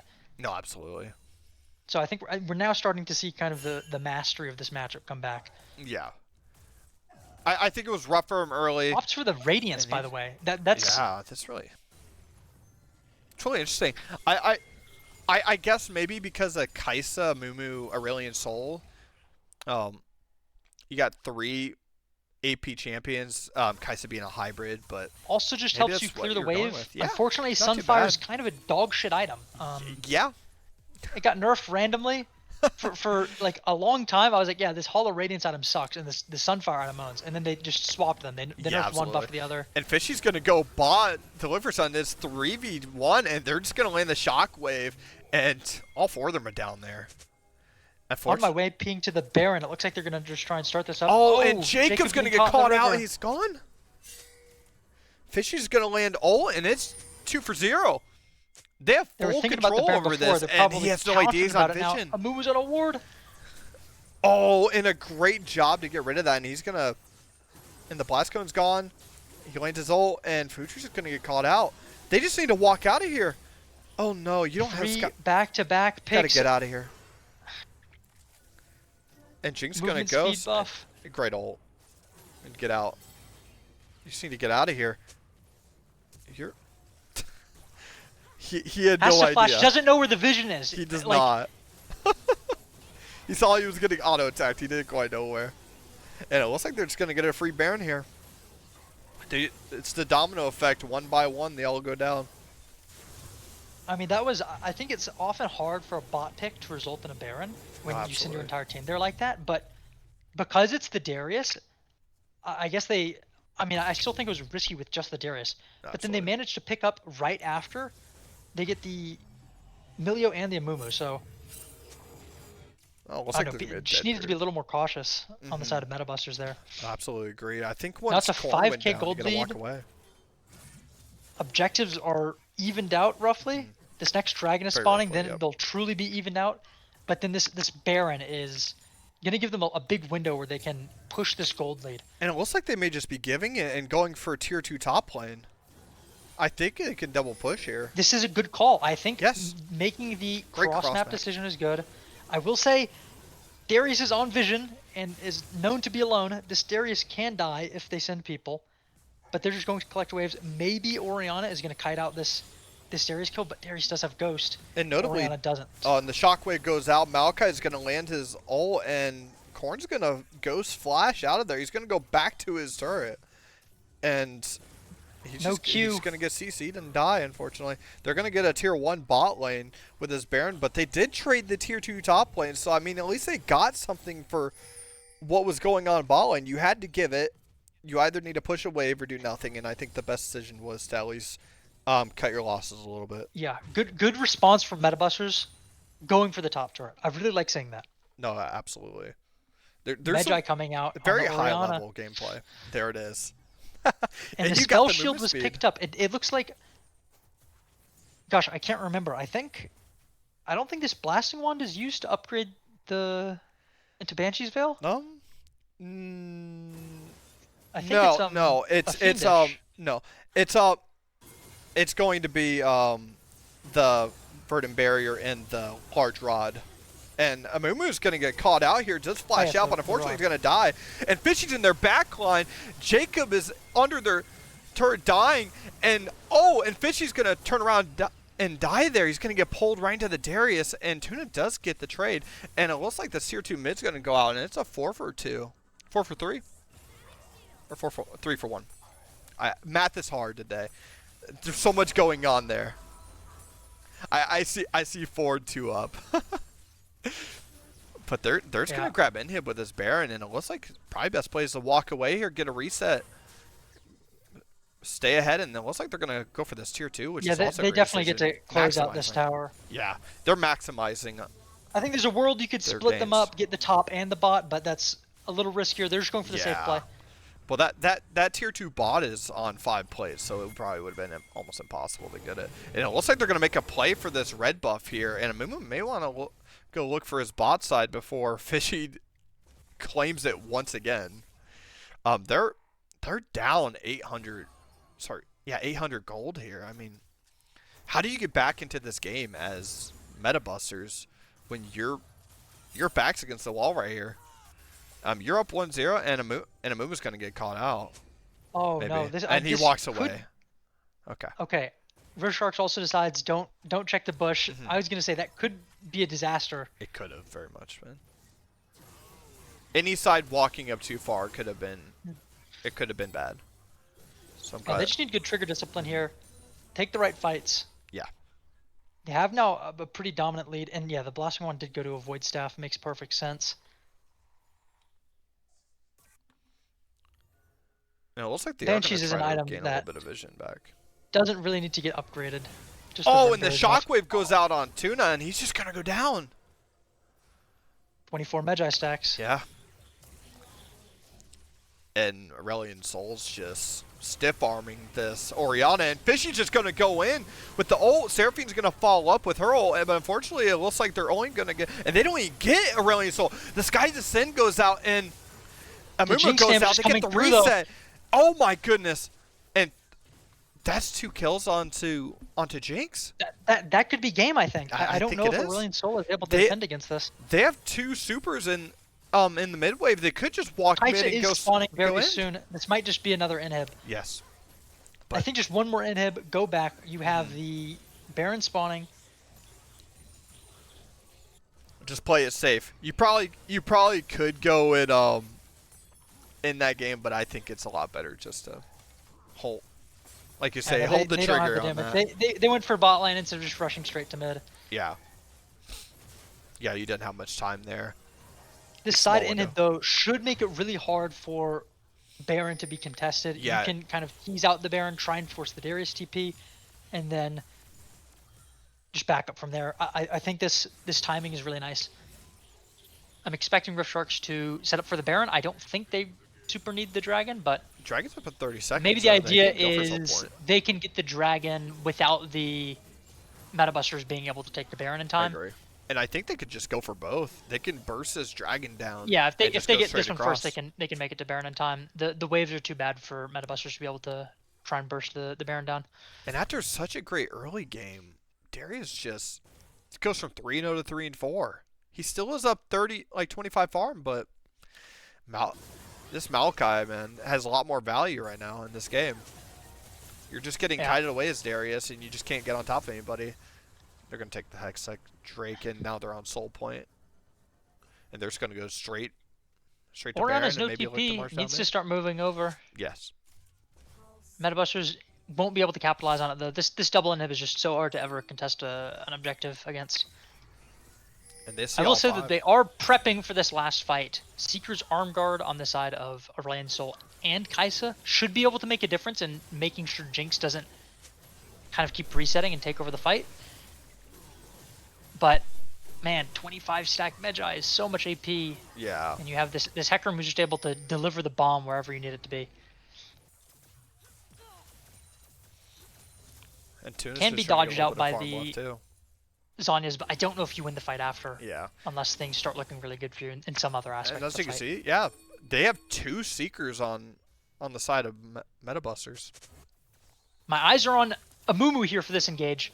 Fujer's looking over the wall. He has quite the angle here. Great sneaky spot. Oh, and he's in the back, and he's just going to get eat away by Fishy. And unfortunately, Great there's no more cancel by Bandit Fishy. Sashes back. Yeah, absolutely. He pulled him away from I will his say team. Korn wasn't there yet either, so I think that could have been a been risky bad. fight to take. Absolutely. But now you don't have that. He's going to ult in and land 3 people. The Aurelion Sol ult goes out, and people are just going to drop one by one, and they're going to push them away. This Jinx is just running them down with her passive. That was the engage you and that's needed, everybody. but it's too little, too late, unfortunately. Yeah. Unfortunately, I think you needed that back at the first or second dragon. And it looks like they're just going to pick off another kill. Tuna does use Seeker's Arm Guard, but Tuna's going to die. And Aurelion Sol's falling right behind. And 1-1. We're going They to game cleaned it 3. up majorly on the side of Rift Sharks. No, Last absolutely. game was very close. This one looked looked worse for Rift Sharks by a lot early on than it ever did in the last game, at least in the early stages of the game. But then that lane swap was really what they needed. It bought like 3 or 4 minutes for the Maokai to just safely get CS. I'm kind of surprised. I think the Kaisa Milio lane should have been able to freeze a wave and punish the Maokai, but I think they just kept slamming waves into the tower, give the Maokai a chance to catch up. And I think that's really what brought them into this game, is just stopping the Darius's lead from progressing. No, absolutely. And because I don't think Chow died once after the first 3 deaths. I think Chow ended the game. I may not be right about that, but no, Chow wasn't too far behind. he brought it back majorly. Yeah. No, absolutely. I can't pull it up right here, but he was down 25 farm towards the end of the game, but he had more KP, and he was a lot stronger. He finally got, I guess, the tankiness just came online, and he just couldn't die. And plus, he just perma CCs and peels the Darius off of him. So, what can Darius Yug do? brings up, imagine if Amumu pressed R. Oh. Might have been a very different game. Oh. I genuinely, my brain, I don't know what happened. I don't know either. Maybe it's just, It could have been finger on the wrong key. Yes. It's so sad to see. Could have been the 2-0 to close it out, but I'm gonna be honest. I'm glad it's coming to a game 3. No, absolutely. Let me see which side they're going to. Fujer's in chat. Fujer, you got to let us know what transpired. Had a bit of a stinker is not descriptive enough for me. I'm still too curious. Mm-hmm. It looks like it's here. It's gonna be 1-1, and Metabuster's gonna switch to red side here. And A little frazzled. That's understandable. absolutely. Yeah, I also will say I've been every game I've watched of Fujer, or every game I've cashed, I feel like he's always gotten a CS lead, and I've tried to highlight that. But this really was, I think, the one game where I don't know, the Heckram from Fishy was able to kind of take control. Absolutely. He did a great job. I think it was all Fishy there. Because I understand Oriana was doing a great job mid lane, was up 2 waves in the first 10 minutes, but Fishy was he lived in Amumu's jungle. Fujer just couldn't do anything, couldn't breathe the entire time. Fishy was on comfort, and unfortunately for Fishy here, he's kind of starting to run out on some of his champions. Because he's getting banned out. He's getting the picks taken away from him. Amumu was one of his picks. Maybe it was strategic on Fujer's side to take that. And I wonder what they're going to go here. And I'll be honest. I don't know if Fishy was planning on picking that Amumu after the last performance. yes. In the server, he's kind of been memeing about as Amumu, so I don't know if that's. I think that was a pick coming from desperation instead of desire. Absolutely. I also want to highlight, though, bot lane on the side of Rift Sharks had what I would have imagined to be a lane where you're going to go down CS. You're playing into people who both have combat sums, and they ended up like being completely dead even in CS, just handshaking every creep. Didn't die, I think, except for once that game on the Jinx. So, I mean, honestly, just really impressive from Rift Sharks. I don't think there was, apart from that early top lane, I don't think there was a part of them that looked weak that game. I genuinely think they looked very, very strong. And I think it'll be really hard for Metabusters to win if they look like that again. Now, I do think Metabusters also has some super high highs. I mean, they're still the only team to have taken down PT, right? Yeah. Their accomplishments cannot be understated. So. And people are probably freaking out right now, but I'm fixing the thing. There we go. Oh, is it draft? I'm fixing it. They're about to go on draft, but I'm fixing the. Okay. Here, 1 second. I'm having it. I'm going into roster tool right now. I'm sorry, guys. There we go. Those rosters. I am going to put these out right now. I know it looks all messed up, but same 3 bans going out from game 1. The Nocturne's not gonna make it through. Hang on, this Jarvan is new. Yes. They let through the Darius last time, so they have a free ban, and they use that on the Jarvan, probably to protect this mid lane pick, whatever it's gonna be. Yes. They're hovering the Galio. I feel like this is not gonna be a B1 Galio. It's a B1 Galio. Yes. Wow. That's risky because Metabusters can just go in AD mid unless this is a flex pick towards top and support. It definitely is. I can't see a world where you're B1 and Galio if that's not the case. Yes. Let me try and fix this real quick. Having issues real quick. But I think Galio, just as a character being in the game, is able to shut down a lot of strategies pretty well. They opt for Caitlyn Soraka. Not positive that's the strongest pairing. I think Soraka doesn't punish people under tower as well as some other champs. But the Caitlyn, if they're reading this as a Galio support, the Caitlyn Soraka lane I think should be pretty solid into it. Galio should have a really, really hard time into Caitlyn under tower. Xerath instantly picked up. We know where this is going.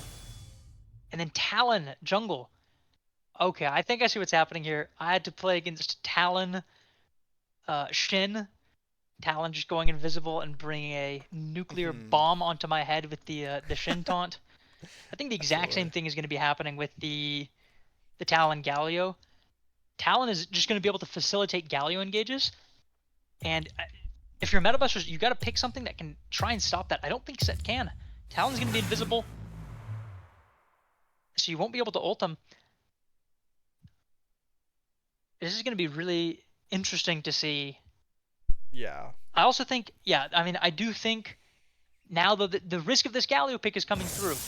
I don't think it realistically is going to have a good time into a Set. I don't think it's realistically going to have a good time into a Caitlyn. Yeah, that's not going top. I mean, does he think it's going to be Galio topping? It looks like Metabusters doesn't think that's the case. They're banning the Kennen. They're reading this as a Frentic pick. I think Hmm. that's That's a fair what read. I probably would expect by default. I think they could just throw this Galio wherever they seem favorable. I know mid lane does not play Galio, so it was honestly a good read. It Yeah, was I really think good read. they still can put it top if they want to. They of course now see the bot lane and the top lane the Galio to be Probably into. ban So I Gnar think it's here. mainly going to Try to. come down to what they think Rift Sharks, whether or not they have like a really great top pick or a really great support pick that they want to pick here. I think will be the main decider on where this Galio goes. No, absolutely. And we could probably safe to say that this talent is going jungle, which which is one of his picks. I mean, he's performed on it before, and he's has a lot of experience on this. I mean, him bringing it in is really nice. And the Katarina's coming out. Game 3, your season's on the Oh line, man, and they left it open into Katarina Xerath. should be pretty good into the Xerath character. You're able to dodge all the spells really easily. That's rough. Xerath hates people getting onto him. Mm-hmm. Oh, I'm actually really excited already. Yeah. Haven't even finished the draft, and the Gnar gets picked, And there's the Gnar. locking it in as this support Galio. I don't know what I want to see as the ADC here. You have a Galio, you need to survive this Caitlyn lane, but you also need to be a really strong source of damage. Nobody on your team is killing the set so far. You need to be the answer to that character. A lot of things already taken out of the pool. Absolutely. And there goes Ashe. It looks like it's going to be Ashe Galio. I wonder why you picked mid. You I'm need not. CC mid. Maybe Zinzao goes out here? I Zinzao's pretty good with Enchanter supports. I mean, unfortunately, you have a really ranged comp. I mean, I think it could be some good follow-up with the set or even a good engage. You need some type of CC in the jungle for this Katarina if you want to even have any chance of I think you want to helping pick out. something here that can follow up on a Caitlyn Yes. trap. So far, that's what Metabusters lacks. Rammus. They just go for Rammus. Good into the Rammus? Ashe. I think. I don't think this Ashe was the pick. I'm going to be honest. You really wanted somebody that's able to bring a lot of damage. I don't know if Ashe is going to have the output they need. And especially with this Rammus last pick, I'm actually very worried about the damage on the side of Rift Sharks. However, a couple squishy targets doing a lot of the damage on the side of Metabusters as well. If those can get taken out, I mean, it's really going to come down to these engages for Rift Sharks. You have the Talon and the Gnar are both able to bring the Galio with them. That CC should provide Xerath an opportunity to bring some follow-up damage at a distance. I think it's hard to play Ashe. I would have picked something myself. I don't play bot lane, but something with a little bit of mobility. A lot of those are already gone, though. Yeah. The pool has been pinched. Was Yunara picked this series? Um. Yeah, game 1. Yeah, game 1 it was. Yep. And I'm gonna pull us over to this, and I'm updating some of the stuff right now. The draft looked a little scuffed, but you're able to see the picks. Some of the files got corrupted, but I mean, yeah, that who who do you have winning this? Who do you think's draft is just much better? Do you think that one of these drafts are gonna be make or break for one of these teams? Or you think? What do you think here? I don't think What's it's your right mind at? disastrous for either side. I think that the game three fearless, the pools are being pinched, and I think we're just not able to find the picks we really want in some of these lanes. I think the Ashe is gonna really struggle into the Set and Rammus compared to some other ADCs, and I don't know if it has the greatest tools to deal with the Katarina either. You do have the ult to kind of stun at point blank, but if Katarina dodges that, that's a pretty big disaster. On the other side, though, I'm not super confident in Metabuster's ability to dish out damage either. Katarina kind of needs to wait for good opportunities to go in. You're going to need to be waiting out a lot of the engage from the side of Rift Sharks. That being said, though, if a lot of the engage is coming out from Rift Sharks, that probably means they found either you or the Caitlyn more realistically. And if you lose the Caitlyn, I think you lose the fight. No, absolutely.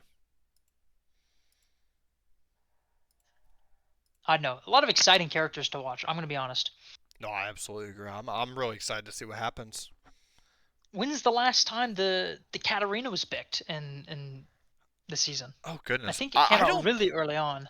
I, I don't. I might even be thinking of Frostbite. Yeah, honestly, I don't even think it's been picked this entire time. Um, yeah, it's just absolutely astonishing. I mean, this is gonna be a great pick. They banned it every single series that I've seen over the past few weeks and in the second half It's been a drafts, and it's classic just second gone. rotation ban. Yes, Metabusters have had it banned. I feel like almost every single game, and one game it slips through and it's just gone. That's the last thing you want to see when you're playing Xerath is an AP mobile assassin, especially one with the blink, I know the right on last top of thing you. Giraffe would like to see would have been a Kali, I but call it, yeah. Katarina's up there. No, absolutely.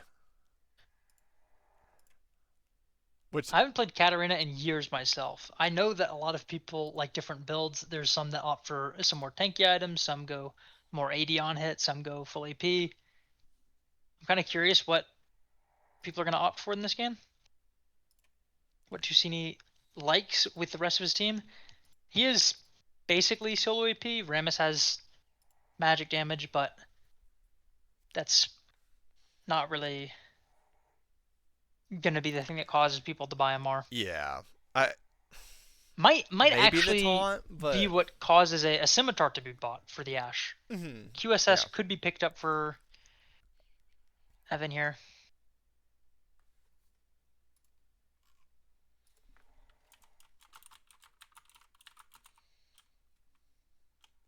I'm also sure at one point this game we'll see a Soraka ult save somebody from a Xerath ult, which would be I very would be exciting. surprised you're looking top and you see Set just get a beam of light just spawn right on top of him and half his health bar is back and this Gnar is just sitting there completely astonished. Or Katarina, I mean Giraffe Yeah, is I mean so good that's as champion that he's probably going to at one point get this Katarina low and maybe even kill her. So this yeah. Soraka has a lot of value. Also, a lot of times it comes down to the wire in the mid lane, and these fights we've seen the past few weeks with Giraffe, he's either winning the fights or losing the fights by like 100 HP. So Soraka ult is gonna probably force him to be a little more cautious. No, Maybe not exert absolutely. as much pressure as he's used to being able to. Well, so though, Soraka has to hit level 6 first. And Katarina's laning phase is known for being very, very weak during the first couple levels. Yeah, you kind of have to wait till level 3. So I guess your time to play this lane is before that one moment when she finally gets all three of her base abilities up. And honestly, I know her ult means a lot to her kit, but I mean, your entire kit is based on your basic abilities on Katarina. You get those resets off your passive and off your blades being on the ground, and all your cooldowns just go down. It's all about your basic abilities if you can get them out properly. So I mean, you have so much kill power as soon as she hit level 3 on Katarina, and I wouldn't be surprised she's going Ignite as well this game. She may be trolling. She don't go Ignite. You get this kill I pressure would onto want to Xerath. see. Usually, I'm fine just looking at the keystones. I want to see the smaller runes taken Yeah. in the mid lane, especially. I want to see if Giraffe opts for Gathering Storm or Scorch. I want to see if Katarina is going second wind or playing it more aggressive. Mm-hmm. I That is just it's mid lane bias, but I completely get out. That felt better but out. I want to I see. completely get it. Yeah. Yeah. If I'm Xerath, I mean, Draft's probably going to exhaust here. I wouldn't be surprised. I mean, you kind of need it in this matchup. Um, maybe not for anybody else on the team, but you definitely need it for this Katarina if you want to live. Maybe even Barrier. Barrier's not bad either. Because Barrier will have a lot of value even later in the game. I would be worried as Katarina that you get in a team fight and you just have a Galio right on top of you when you go in. So late game Katarina is gonna be a little worrying if you hit the team fight. I would say the same about Talon Rammus as well. Talon goes in, you got Rammus right on top of Yeah, you. a lot of like really. Both teams have weird kind of counter engage while also doing engage stuff. That the identities of the teams is really fractured, in my opinion. Yeah. I think Rift Sharks overall is a little more consistent, but they've definitely picked some Game 3 of Fearless characters. So it doesn't look quite like what they usually go for.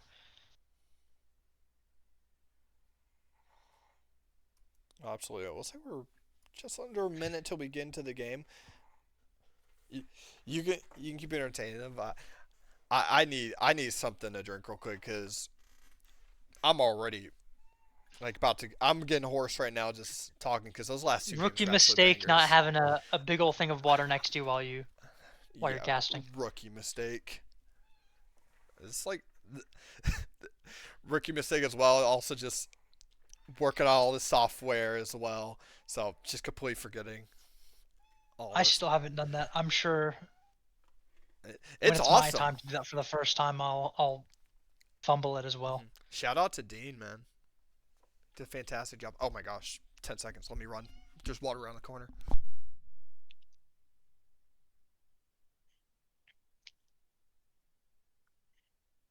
Ugh. Sorry for the yawn. We're just getting to game now.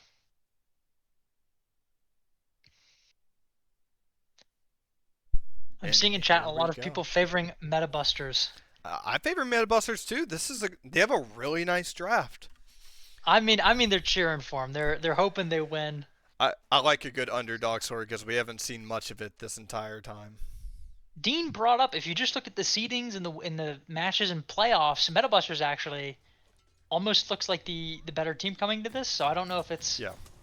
truly an underdog. It's also third versus fourth seed. It's a very I think my files are a little bit corrupted. both Goodness. teams were 6-2. Yeah.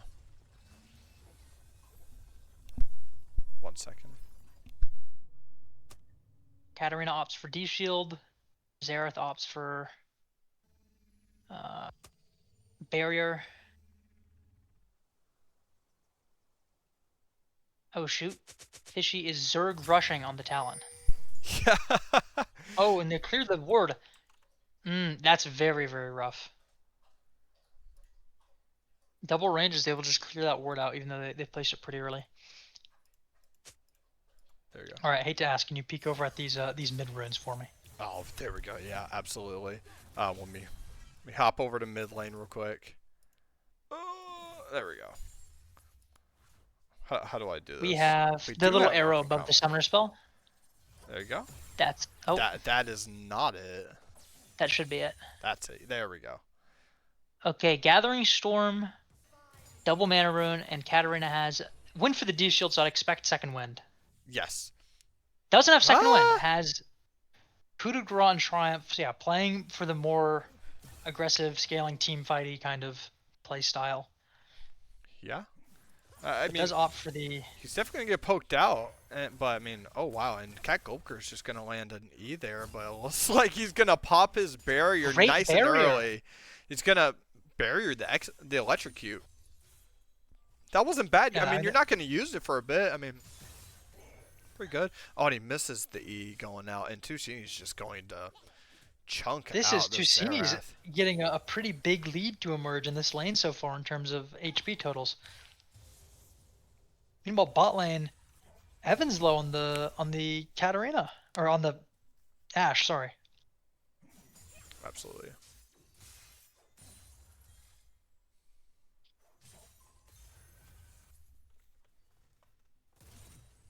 Hold on. Top lane looks like Nothing not a going lot of on. trading has gone on. This Looks is like a Set's collecting a wave under tower maybe. take through W. This is a very favorable situation in the bot lane too for meta busters. You got the push as you're the ranged in the melee matchup. This Galio is going to feel pretty useless here for a bit until they get the wave going back the other way. But Tuna's This very is comfortable exactly in what this I was position. worried about with the Galio pick. Is you can kind of just pick characters that can exploit on either of the sides you think it's going to go. And Metabusters ended up doing that. I think that was a great call. Evan now is going to scout out the jungle with the Ash Bird, spots the Rammus out on the bot scuttle.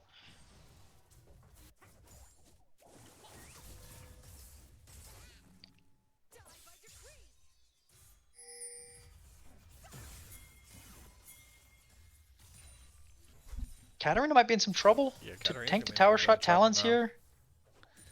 It looks like she's just Ends gonna up being able to walk away. Still has Ignite, no barrier on the Zerath. Absolutely. And it looks like he may be looking for a second turn to go back in. It looks like he's just gonna head down to his bot side. He look for something. And Tushini's gonna walk up and look for something, and that forces Forces the Giraffe's flash, Yeah. I think Katarina had a second to go to maybe get in there and get the ignite, maybe even flash auto ignite, and then E out with the reset. I mean, maybe just a timing thing. And it looks like Talon's gonna head to bot lane looking for a gank, and he's kind of stalling around, maybe sneaking in, but it looks like he's just gonna head to his Krugs right now. And yeah. it looks Tushini's like doing the a great job domination's actually. gonna continue. Oh, Oh, there we gets go. rooted. And and the Guardian went out, but I mean, you force out the flash onto the I don't on the Galio, and know why you would ever engage there. You're double half HP versus double full HP. It's not going to be a winning fight. and Nar's kind of getting um, mogged in the top lane by the set. I'm really surprised. You're a ranged top laner. You should be. Of course, Nar has a lot of value later in the game because of your team fight potential, Mega Nar, and I mean, you just get all your health taken away, and you're forced out of lane, have to and get your TP. You have to get your TP and get back in. I mean, I don't know how you lose that. I mean, maybe I don't understand the matchup. But I mean, there is a trend here. Chow has done not so well in lane. He's got kind of. I'm not saying he's a bad laner at all. Maybe Korn is just really good at laning. He's been very good this entire season laning. And it looks like Tushini's gonna maybe look for something. He just gets absolutely chunked, and it looks like Cap Golker may chase him down. But yeah, but Chow has been very good at coming back in these games and having a lot of potential late game. And Tushini's gonna pop the electrocute on Giraffe. Misses and, both spells. and he All dodges three. the Q. And it looks like Giraffe is just going to ult, and his team is right there next to him, and Rammus forces the Talon away. And it looks like Kirby's just going to get out of there. And Gnar is going to ult Set. Set flashes and ults the Gnar towards his turret, but unfortunately, and Gnar just walks right into the turret.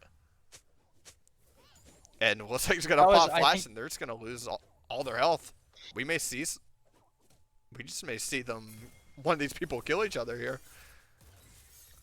Looks like Gnar may back off here now. Good.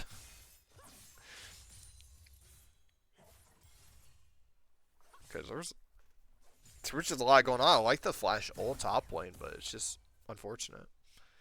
We're trying to bait this Katarina in. Try and get Tusini to jump. Yeah, Fishy's kind of hanging out right here, and he does get away, and the barrier goes out, but Talon's just getting first blood, and Giraffe's gonna live even after It's a the game ignite. 3 moment for sure. First blood coming in nearly 7 minutes into the game. Yeah, everybody's kind of Nothing scared like to the fight first each two. other. Yeah, and this is a good thing for Talon. It's early game. You get the kill. I mean, maybe you want to look to get more of an early lead because you do kind of lose some value a little later as the Soraka just scales up, and same for this Caitlyn. Maybe you look to ult onto the Katarina. Who knows?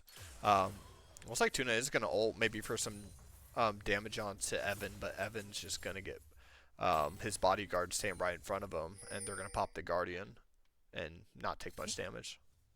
Still get some damage off. Conceptually, Caitlyn lanes want to stay in the lane for a long time. Yes. Slam the enemy under tower, force them to miss CS. So if any damage you're able to get, forces them to basing and losing CS. Absolutely. Tusini's just going to take some damage, and he does E to dodge, and Gnar ults corned right into his turret, but and a great dodge for the set W, and he's just going to chase Korn down.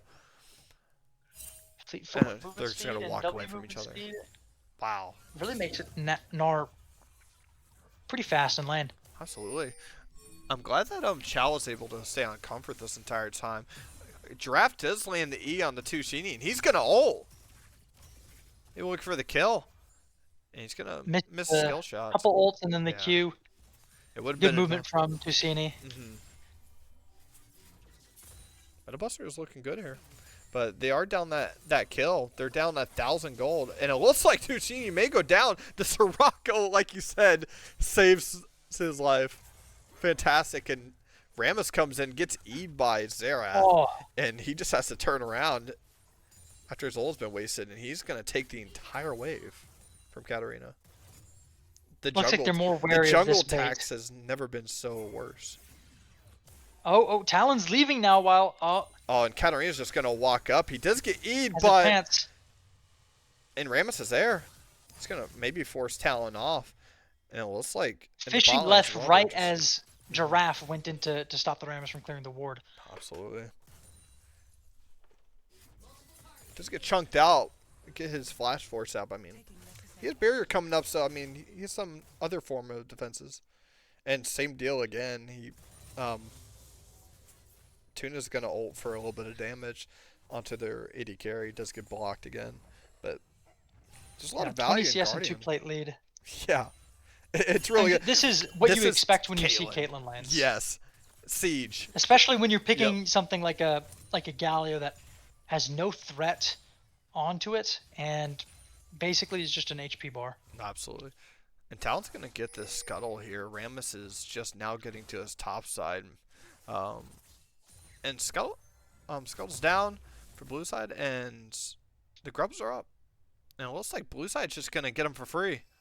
I will say, I mean, Metabusters does have the dragons. I mean, they don't really have to force his play because they don't have their support. And if they're looking down a bot,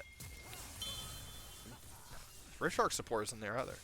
And Tusini's just going to go out, and the Ashelt's going to hit the set, and Set's going to be CC'd for such a long time, and it looks like Set maybe getting taken down. Frentic's going to flash W on Callie, and the Set's just gonna die. So they get the grubs, one grub, but it costs and a 2-for-0. A life. Yes. They're down 3 3 kills to 0 right now. 2,000 gold. But as we were talking about, this Caitlyn has 2 plates, potentially 3 here.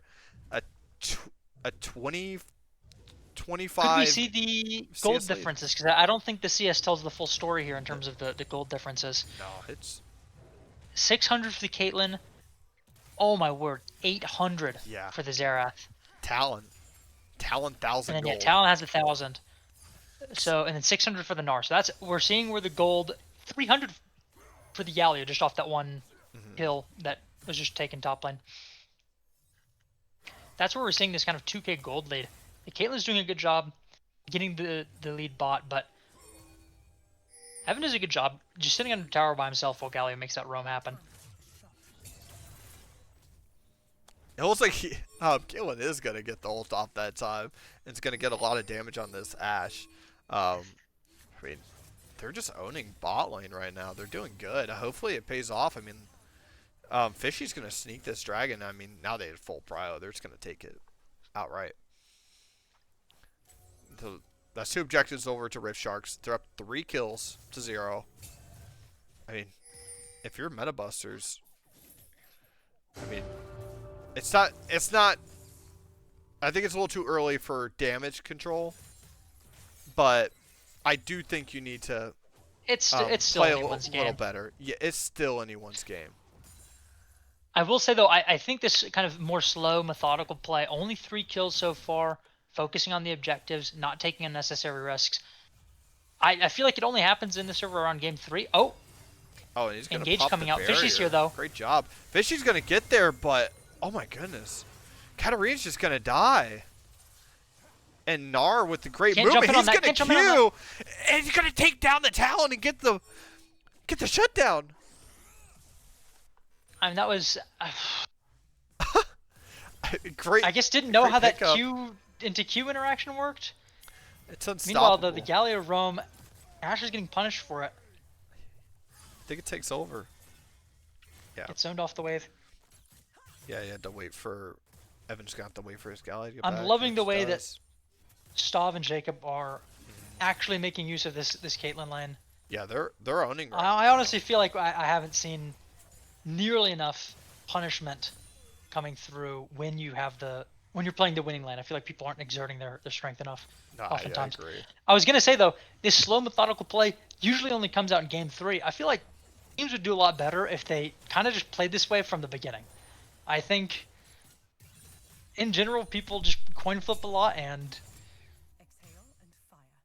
leads to frustrating results sometimes. And as you see, the Thornmail has been bought by Rammus. That shutdown really helped them get up. And as you see, there's also a Hubris that's been bought in this game. So I'm excited to see what Talon's able to do. It's a snowballing item. That's what you want. I'll say, if definitely the in a game is only competitive game. 5 kills 14 minutes in, I'm not Yeah. building the Hubris. Yeah. It's named that way for a reason. I don't know if it's going to be the most effective pickup. Yeah. And and just completely unpunished this game. This Caitlyn, Yeah, bot tower falls. Soraka's Katarina just coming owning. down, so do Talon and Xerath. Soraka may be going down here and lands All every 4. single ult except for one. Level 11. The 4 that needed to hit hits. Yes, the 4 that he did hit. Oh, and Rammus is going in, forcing Evan's flash out, and they're It's just gonna 2 walk flashes away. there from that play. Yeah, he got Gallia's flash as well. Well played. I And think it Chow looks just like, used the E. oh, and Corn just has to ghost away, and it looks like Chow may be looking for something here, and takes another turret shot and can't proceed. Maybe he can look for some type of dive, but I would just say just get out of here. It looks like he's gonna get out too. Very I think nice. Corn did a great cancel on the. I think Yeah, the set E came out the exact same moment that the Gnar E came out. and it looks like Would've Tuchin's cost just him his gonna life get if he chased get that. down, and he does flash E out and forcing Talon's ult out. That's the And second time flash. Fishy's flashed after a Katarina flash and just doesn't get anything. So unfortunate.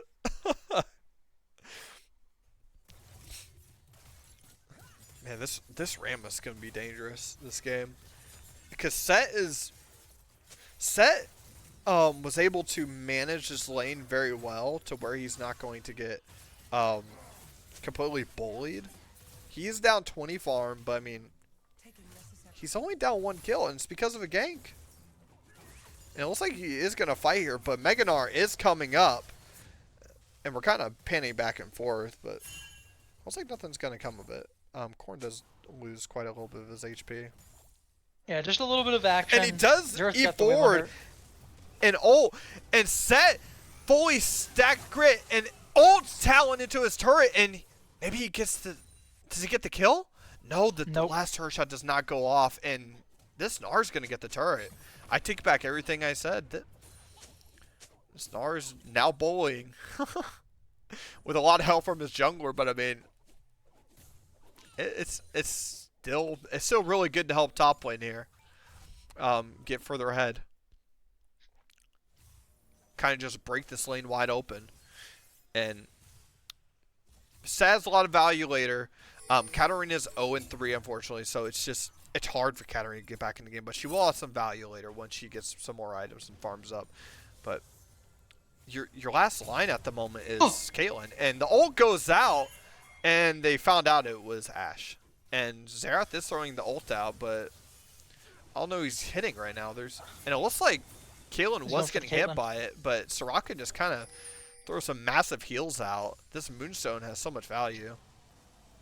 It looks like the Xerath ult came out, seeing that the Asher didn't know it was the Rammus. Yeah. If that's any other target, that kills, I think. Or other than the set as well. But that'll kill Katarina, Soraka, or Caitlyn. They're doing a good job zoning people off. They need to make sure this Rammus doesn't get into the pit, though. And Talon's Half getting a little HP low inside. And Future seals another objective. He stole the Baron earlier on Vi, and he's just going to go in. This is a disaster fight. Galio comes in. Goes in with the ult, and there he goes. Evan's gone. Evan and Giraffe are gone. There goes Frentic. Gnar has finally hit Mega, but Fishy's forced out, and they don't lose anybody. They get the Dragon and a 3-for-0. And now they're going to look mid, maybe to pop the mid lane open. That's kind of the problem I have with this Rift Shark team, is they can only zone with the Galio, really. Yes. They have a hard time actually zoning multiple people. And Metabusters recognizes and does a great job having the set coming from above and the Rammus coming from below. So the Galio can't zone both of them, ends up letting the Rammus cut through. I think if you went for the Rammus, the set would have been just as much of an issue. But I think it's just very hard when you don't have any reliable form of CC on the team, because the Ashe ult, not super reliable. The Gnar needs to be hovering at that transformation and get it off. The Galio ult is just follow up. Galio, like, just hovering and trying to taunt is the only real CC that they can play towards. It looks like the next thing you have up right now is I don't even think they can get Rift Herald unless they start it right now. Baron's coming up in 40. I think they're just going to give it. And just push out some waves, farm up a bit. You lost that fight. You were up 6 kills to 1, and unfortunately you got 3-0, and the Dragon's stolen away from you. That's 2 Dragons for Metabusters. The gold lead is kind of closed a bit because you had such a big lead, and it's just... The game has kind of been wide open now. Like you said, it's too early to panic, and Xerathul's going to come out, and he's going to try to get a bunch of damage on this. Why does directed camera do that? Why did the camera? We got to look at where Xerath is and not where he's ulted. Yes. That is so strange. Yeah, I think that's weird. And Tusini's just going to get picked off. And that's just their superior vision control. The entire top river is completely lit up on the side of Rift Sharks. Frentic is up 14 vision score right now. Yeah, they saw Tusini coming in from a mile away. Chow coming in now to stop the set push in the bot lane. Frentic's going to go in with an E and get a taunt off, but this is the issue. Anything. It's about to poke in there. There he goes. And you get out, and Fishy's gone. He got dragged under a turret because of his Q. Such unfortunate timing. Gnar's going to go in with his ult. He's going to get peeled off. Soraka's low. You don't have much to stand at this point because Soraka being low only lets you land his Q. Frentic's low. Kaelin misses the Q. And, oh, you barely live on... Nice.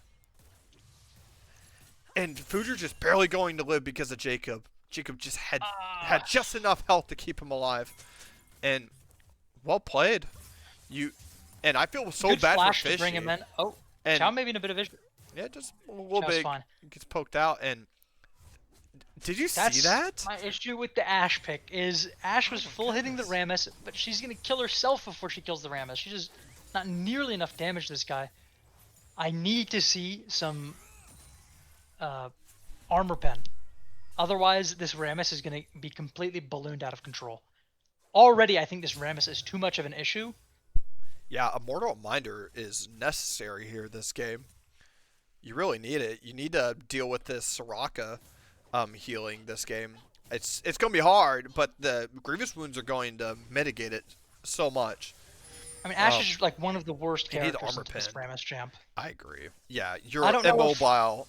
I mean, he can just dive right on top of you like he's the yeah. like he's I don't know if Fuji was thinking a about the Rammus pick Malphite. before the Ashe came out, but Oh, and Fuji just gonna Q it's right so in great and here. get the taunt off on Frentic. Frentic's all alone there. He may be able to get out, but it looks like the ball's gonna hit, and Fuji's gonna ult right forward onto Evan. Evan gets taunted. Katarina gets a double kill. Giraffe got ulted by Caitlyn, and Sini's there. That And is he gets very a triple unfortunate. kill. Caitlyn, or the Ashen just And bringing Tusini's the gonna Katarina to get the by the zero. turret, and Chow's able to fend them off. For a minute, I thought Tusini was about to get a penta, a quadra, but I'm Talon's pretty mad mid. if I'm playing Xerath there. Yeah. That was. We're starting to see Rift Sharks break Yes. down. They're making these kind of salvation plays. Something is going bad. They're just trying to fix an issue instead of like do something across the creating map. Or opportunities. Yes. yeah, they're just kind of running to the play that's already bad for them. End up costing them dearly here. Yeah. And Korn is going to EM4 and land the W. Chow's going to ult, and Seth's gonna ult him right back, but it means nothing. You have no health. You may almost want to just save your sums and your ultimate for the next fight or next time you fight him, because now you don't have it up. Korn did opt into Ghost this game, so he does have that TP up as well. Unfortunately, it's what is it, a 6 no 6-7, but 6 or 7 minute TP. The cooldown is so high, but pretty good trade-off. Tusini is going to get ulted by the Xerath after getting CC'd by the Galleon. There's so much going on. Oh. Fishy just went in with ultimate, and he is going to take down the Soraka, but Caitlyn is absolutely destroying Chow. But Fishy's just right there to finish off. Chow just got Caitlyn. low enough for Fishy to do. That was well done. I think. Yes. Well played. Well, really good in and out by Talon. Fishy really knows how to play Assassin. Yeah, using the walls really well. Yes. I was worried that was going to go poorly for Rift Sharks. They Mm-hmm. were making a play bot. Whenever you're making a play bot and you have a numbers advantage, it means if you're making a play on the other side of the map, you probably have a numbers disadvantage. That time it wasn't the case. They end up winning the fight. And this is an unfortunate scenario for Rift Sharks because they have an, I wouldn't say they don't have an even mid lane. We can look at the gold real quick and see this, but Seth's the only champ that's really like very behind. He is going to get chased down by Gnar here. He does dodge by walking forward. The Chow's ultimate. Chow is going to get taunted by Fujer. Xerath does pull up. Gnar does get ulted right into Giraffe, and he gets beamed. And Ashe pulls up, ults Fujer. Xerath ults Rammus. Rammus tries to ult out. Fishy does pull up. Weird interaction with the Xerath, not Xerath, the Rammus Q with Fishy's Q, and gets pushed away, but they still walk away with that kill, and it is going to be looks like a 2-for-0. And they get full control over the top back side. Back in the favor of Rift Sharks. Metabusters had the lead, but Rift Sharks kind of 3 back-to-back plays going their way. And this Hubris is now pretty stacked up. 29 extra AD here, as long as the buff is active. And it looks like there's going to be a little bit of downtime here, but look at this vision topside. I don't mean to dog on Jacob. He's such an amazing support. One of the best enchanter supports in the server, but you're down 20 vision score here. So Frentic's doing a great job at cycling his wards out, clearing vision, getting good resets, and getting those replenished. And you're seeing it right here. The entire top side for blue side's lit up, and it's a complete void I for think red part side. of that is just the fact that Rift is consistently getting the numbers advantage mid. Yes. They're constantly bringing this Xerath mid. They're able to get the Prio. They're able to get the Vision in the river. And as you can see, they're Metabusters playing for isn't vision. able to match that. They're not really using their opportunities where they have side lane Prio to come back mid, try and clear the Vision, which is costing them. We've already seen a number of kills come from this Vision control that they've had. And Ashel's going to come out in the Xerath ult to combo with it, and I think Soraka may just be dead. That's why they picked diabolical. That's disgusting. You get ulted cross map out of the void, out of the fog of war by Ashe, and you just get drone striked by Xerath. What do? You can't do anything because probably not. In the passive, if someone other than Soraka, seeing the damage there actually, I think if someone other than Soraka might be able to heal them through it a little bit, but Soraka will be up about 20 seconds before. She may be able to get there as long as she takes mid lane instead of walking into her jungle, which I mean, and she's gonna go walk in jungle. I think she'll be there in time anyways. It's fine. It looks like her team may be backing off on this, and you're on soul point. You can look for soul here. I don't think it's necessary to, but you can give it up and go for mid turret here. It's not a bad choice. Burst open mid, and then you'll have a nice vision line going across. I think they're in a position they can fight this. They need to find a way to get in, set up Caitlyn traps. So they're not doing a great job of that. This kind of jungle pocket is not how you want to get into fights. No. Oh, and the Ashe ult comes out. Is going to be a little wide. Wide right.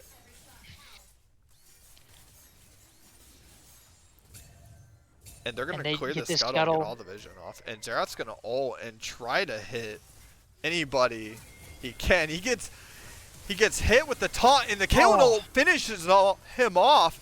Absolute firing squad. Gnar is going to ult Caitlyn into the wall. She's going to flash. Galio comes in, and the fight continues. And they're kind of the fight's hard prancing back and forth. Absolutely. It's really hard. I think you're going to have to give up soul here, and Future's going to barely live thanks to Jacob. And he gets ulted. Look at Fishy. Look at Fishy. And Fishy's in the back line and does die to Caitlyn. Caitlyn absolutely that should be the soul bursts him open. What's it called? Yeah. That's Infernal Soul for a Caitlyn, too. That's big mistake from Rift. They don't manage to feel the Xerath. I mean, they kind of just let the Rammus roll up onto him. Didn't get the CC off for the Katarina ult. That is just not what you want to see. Absolutely. It's a hard position for him now. They may be up 2,000 gold right now, but you don't have a soul. You lose out on all those stats, and the other team does have them. It really makes up for it and more. So, what do you think Rift Shark should do here? Like they definitely now have to do damage control. Maybe you play for the Elder coming up. You just farm up a bit. Maybe that's what you need to do. I don't know what you think they should do. A little more insightful than me. The Infernal Soul is going to be rough, but I don't think it. Oh, try to go for the double ult combo again. Doesn't end up working out. I do not. I don't think it is completely game changing for Metabusters. I think if Xerath were to have that, it'd be a big issue.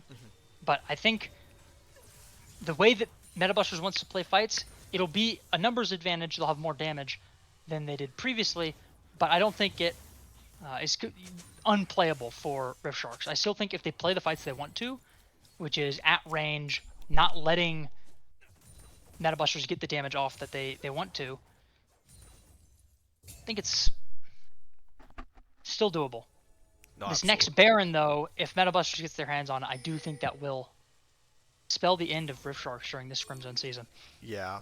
I would hate to see that, and that would be our first. And Rammus is going to ult into their back line, and unfortunately he doesn't burn anything, but he does definitely scare them off and grab a hold of mid prio here. They're all gonna walk mid, get the wave push, and maybe pop open mid. Set is called out 2v1.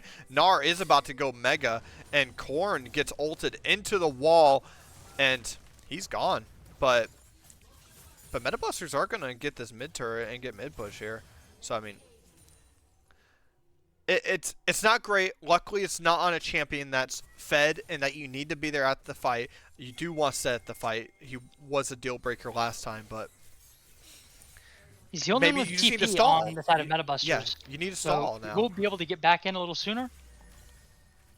Zerath ult plus Ashe ult hitting. Yeah, and oh my goodness, the value of the Soraka. There's so much value, and I think you just need to reset really fast. You need to hurry, get a reset. Replenish your wards, come back with an item, maybe a couple components, and Fuger's just turning into Faker 18. Dodging everything. That movement speed. It's ridiculous. Fishy. He's going to taunt Fishy. Fishy gets ulted by Caitlyn, and they're just going to walk away from each other. Draft is getting a little bit of poke off on the enemy team, and Fuger's going to ult in on top of the on top of the Zerath. Zerath, this bot barrier dies, and they're just going to get chased down. There goes Ashe. That should be game, Ashe up next. Galio, and then Chow's up next. They do not have the wave. One of them needs to go catch it, and it looks like Caitlyn's going to go get it, and Tusini just gets that pick under the turret with Rammus. They could go, and it looks like they're just going to go for Baron here instead of pushing to end, which is a safe play. And Katarina, oh my gosh! Ooh! Oh! A lot of damage. Yeah, you just go for the Baron here. I think, though, that just getting the Baron is going to make it so that the game is in a position where it's hard to play if you're Rift Sharks. That was amazing. Assassin versus assassin, and we saw exactly what happened. Invisibility is too OP. Damage from both sides. Yeah. Well, notably, the Katarina ult still hits during invisibility. That's interesting. So does it work in Akali Shroud as well? Yes. Oh my gosh. And Ashel comes up on this set. Set's going to pop ultimate. He dodges the Zerath E. Zerath pops his ultimate. Tries to launch his artillery shots at Set, but Set's going to live here. And they're just going to give up mid-turret, it looks like. They got these Baron minions coming up onto this mid-turret, and they're going to take tier 2 and maybe go peek around into the bot side looking for something, but Fishy did a great job clearing his jungle camps to make sure that didn't happen. It looked like they're going to go bot lane and maybe pop open this tier 2 as well. Set can maybe TP top lane and apply some pressure to get that tier 2. Maybe pull some people away. Because he's a little behind, but it looks like they may be looking to push mid out and maybe get 2 inhibitors. Well, nothing going on right now. They're kind of just playing at each other. Fuger is looking for something, and he walks away from Fishy. They have the Baron. They're in the commanding the position. No, absolutely. They just need pressure right now. They don't want to. They don't want to pull the trigger too early. They don't need to take any risky fights here. No. They have the soul, and Elder's coming up in 30 seconds. This is where this is gonna decide the game. I don't think we've seen. Is this the first Elder playoffs? I'm not sure. This no, is the first. I believe PT versus Metabusters had a couple Elders. Yeah, this is the first Elder of this series, though, and I'm excited to see what happens. This is where the most exciting fights happen. Because it could be with steal from blue side, because it looks like that Metabusters is going to start it. Talon has so much damage, and it would be great. I also think they have vision control as a Caitlyn. They've zoned off this entryway. Oh wow, Rift Sharks decides they can't even walk in. This is brutal. Are they going to try and fight after Elder? This is rough. I feel like they can just walk it down mid now. Baron's not up for another 330. I think they saw their Baron buff I'm guessing the decision is Baron's about to end, I think, in 20 seconds. I think the read is that they can clear the wave against the Elder. The Elder is timed in a way where it's not going to guarantee them the Baron. I think they are just deciding that they can weather the storm on the side of RS. But we'll see if that ends up. They need to playing out capitalize on that way. this. No, absolutely. They need to capitalize on this Elder here. They got the red buff. Keelan should walk over and grab it for I the think extra I think attack, they can just force anything attack they want damage. to with this They Rammus. really The can. Rammus ult can, and we just saw it in the most recent team fight that we got. The Rammus just ulted onto the Xerath's head. Nothing you can do about it. There does have flash up now, but honestly, the flashes seem like they don't really get you out of position for the taunt. It seems like the taunt range is just far enough that if the ult is targeted correctly, the taunt can get you after the flash. Or at least there's been 2 or 3 times this game someone flashes from Rammus ult and gets taunted immediately after. Oh, and the Ashel comes out and misses, and the Xerath ult completely misses almost everybody. And this Soraka barely hits on lives Jacob, with though. ultimate. Oh my goodness. What do you even do here? You still have heal, but now your top laner's getting chased out by Gnar. Mid lane's in trouble. And they're just going to push it down mid? They Oh, no, all we're went for losing one 2 to guy, get and it's 1. all falling apart. Katarina is so strong here with its Elder. Oh, and Gnar only lands it onto his ult onto Fujer, and they have some wave clear for Rift Sharks. They can probably keep this push going, and they may be looking to reset here. They popped open the base finally. And they're still sticking around. They may be looking to try and end the game. You're missing your top laner, but they are missing. This is a 3v4, so they could definitely do it. They must be waiting around for this for Baron Soraka. spawning. No, absolutely. It's probably the much safer play. I think this Elder's about to burn out as well.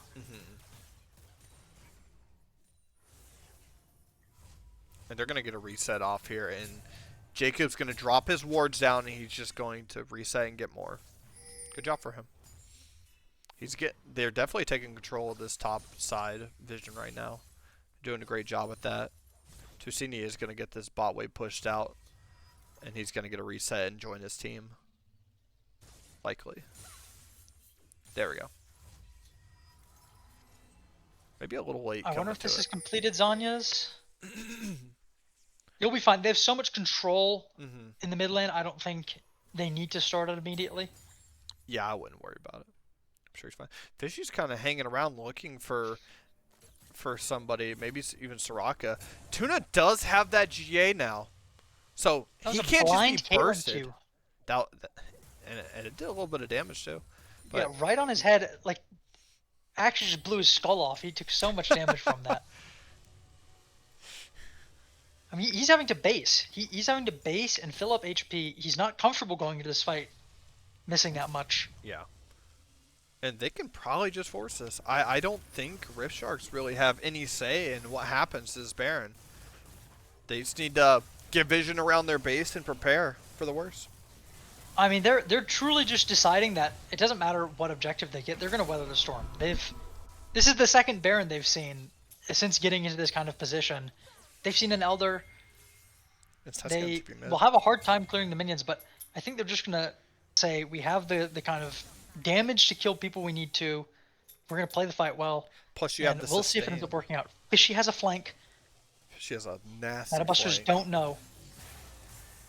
And there we go. Future's going to ult into the base. Chow's going to get the ult off. Set's going to throw the Gnar into the back line too. Sini's going to get onto Ashe. Chow's going to go down. Fishy gets popped by Tuna. Frentic's down too.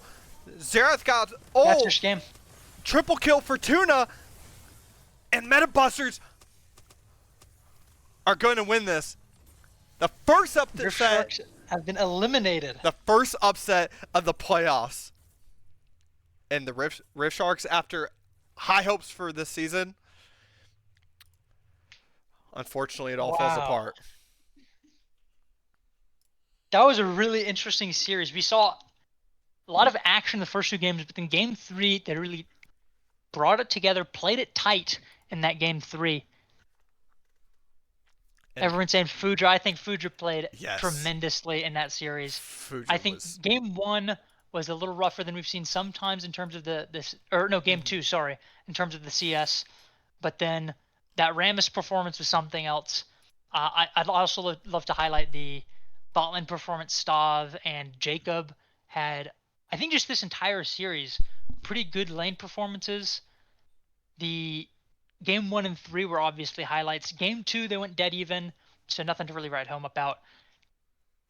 But Metabusters really showing that they can play at a level where they're being a lot more consistent, a lot more thoughtful than we've seen in some of their losses. So I'm glad to see them take it up. They're now in the top 3.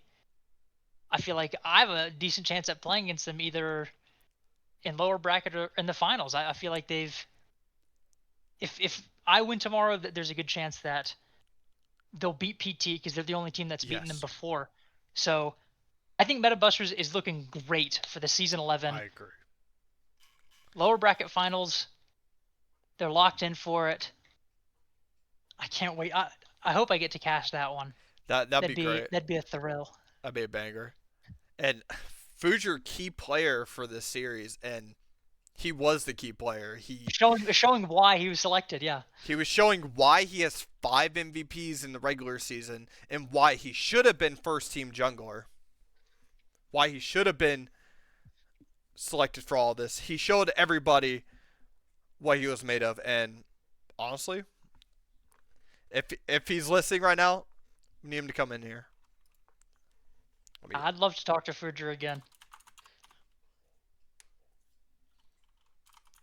Honestly, anybody from Metabusters, I just want to Yes.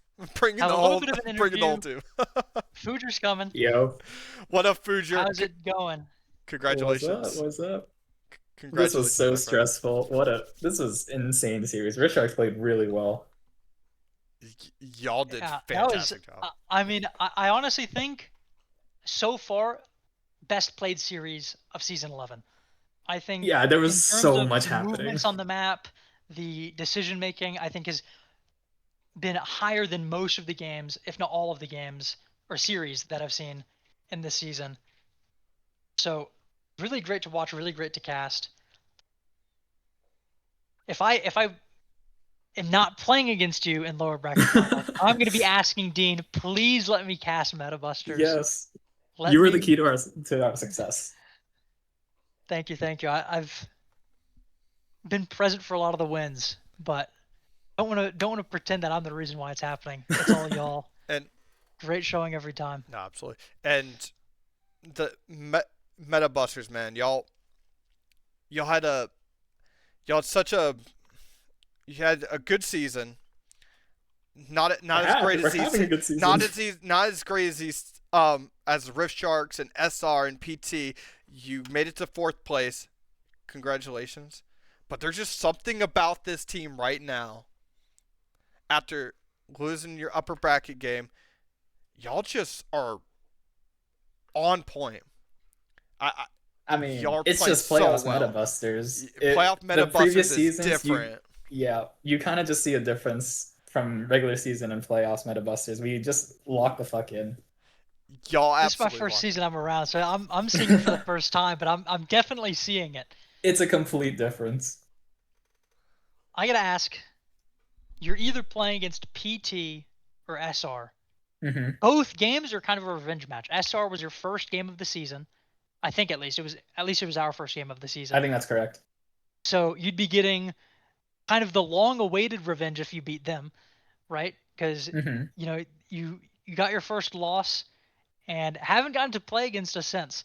And then on the other hand, you have PT. You beat them the first match. They beat you the second time. It's kind of the grudge match of the season. I feel like is this Metabusters PT matchup. So either way, it's a revenge matchup for you. Which one are you hoping to see, and why?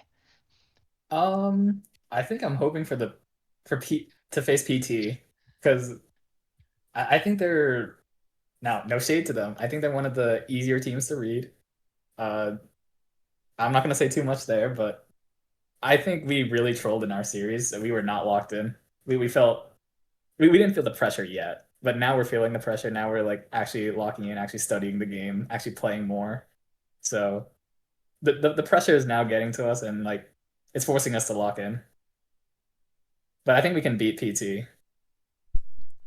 You've done it before. You can do it again. Yeah. I will say you might not be playing against them. If you're against SR, obviously, I don't need you to leak ideas or anything. But what's kind of your mental if you're going into them next week instead? Well, I haven't done any study on Snarkify. Uh, in regular season, I didn't actually play against you guys. I think it was Snow and Jungle. Actually, no, I think I was playing You mid. you did you did play. You Yeah, no, I played. was playing mid. Snow played 2 mid games against me, and then game 3 you played against me mid. Yeah, I played top and mid in that series. I Uh, had to whip out the first time Aurora that series. oh boy, I got absolutely dicked playing Victor. I remember that one. But yeah, I honestly have no clue. I haven't studied any of you guys' games, so I don't know what to expect. Sounds like maybe we have the edge against y'all then if we Yeah, end up can you going into the please Aurora win? bracket. and and You'll have to play. You'll have to play us either way. Yeah. and while we're here, and while you're Mhm. here, because this side's here matchup is tomorrow. Well, after tomorrow, who do you have winning? PT or SR? Oh, I think I said it last interview. SR20. SR 2-0. Yep. So you're not even giving PT a third game to prove themselves. I think I think SR's got it. You think If S? they're locked in, I think SR's got it. Maybe it's a little bit of a curse that you're placing on us. I'm hoping it's not. No, no, it's not a curse. I would never. I need you guys to win so we can face PT. All right. Well, that's all the questions I have. Daniel, you got anything else? I don't have anything else. Fujer, what message do you want to tell everybody about Meta Uh, Busters and this message of a game that y'all just well, put Stav out? wants me to say that during draft, the third game draft, and it was my pick. We were looking at what champs I could play. We were thinking about Sejuani. We were thinking about Xin Zhao. And then I look to the corner of my eye and I see this turtle. And I say, guys, there's a turtle in my heart. And I locked in Ramus. Oh man, That ended up being the perfect pick in that game. it was. You were absolutely destroying them on that pick. It was amazing. I was really doubting the pick because I felt like it was kind of a meme pick, Mhm. but it really was a game changer. When it's good, it's good. I mean, that's using the R5 slot for what it's meant for. Yeah. Absolutely. Yeah, that's it. That's all I If got.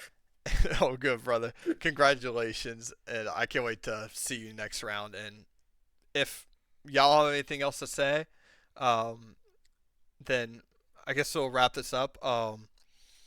Sandy, you got anything else left to say? A message about your series that's going to happen against PT? No, I'll save that for either my team or their team after this series. They can spread the narrative they want after the game. Well, I got nothing to say beforehand. I'm eager, is what I'll say. there you go. Hopefully, it's your post game interview. Yeah, that'd be nice. Well, congratulations, Metabusters. Y'all, Thank you. Thank y'all, you. y'all won. Not just in game, but everybody feel like they won. You won in Scrim Zone's hearts, man. The We did entire it for the base. Clips channel. Oh, dude, that that Okay, okay, no flame, no the flame, the no clip flame. channel's gonna go crazy. I mean, you were just they were just auto attacking you or doing nothing with it. So I mean, on Ramus, they were doing damage to themselves. But anyways, let me wrap up stream real quick. Congratulations, and appreciate everybody listening today. This was a banger 3 game series, and everybody have a good night. Okay. GG's.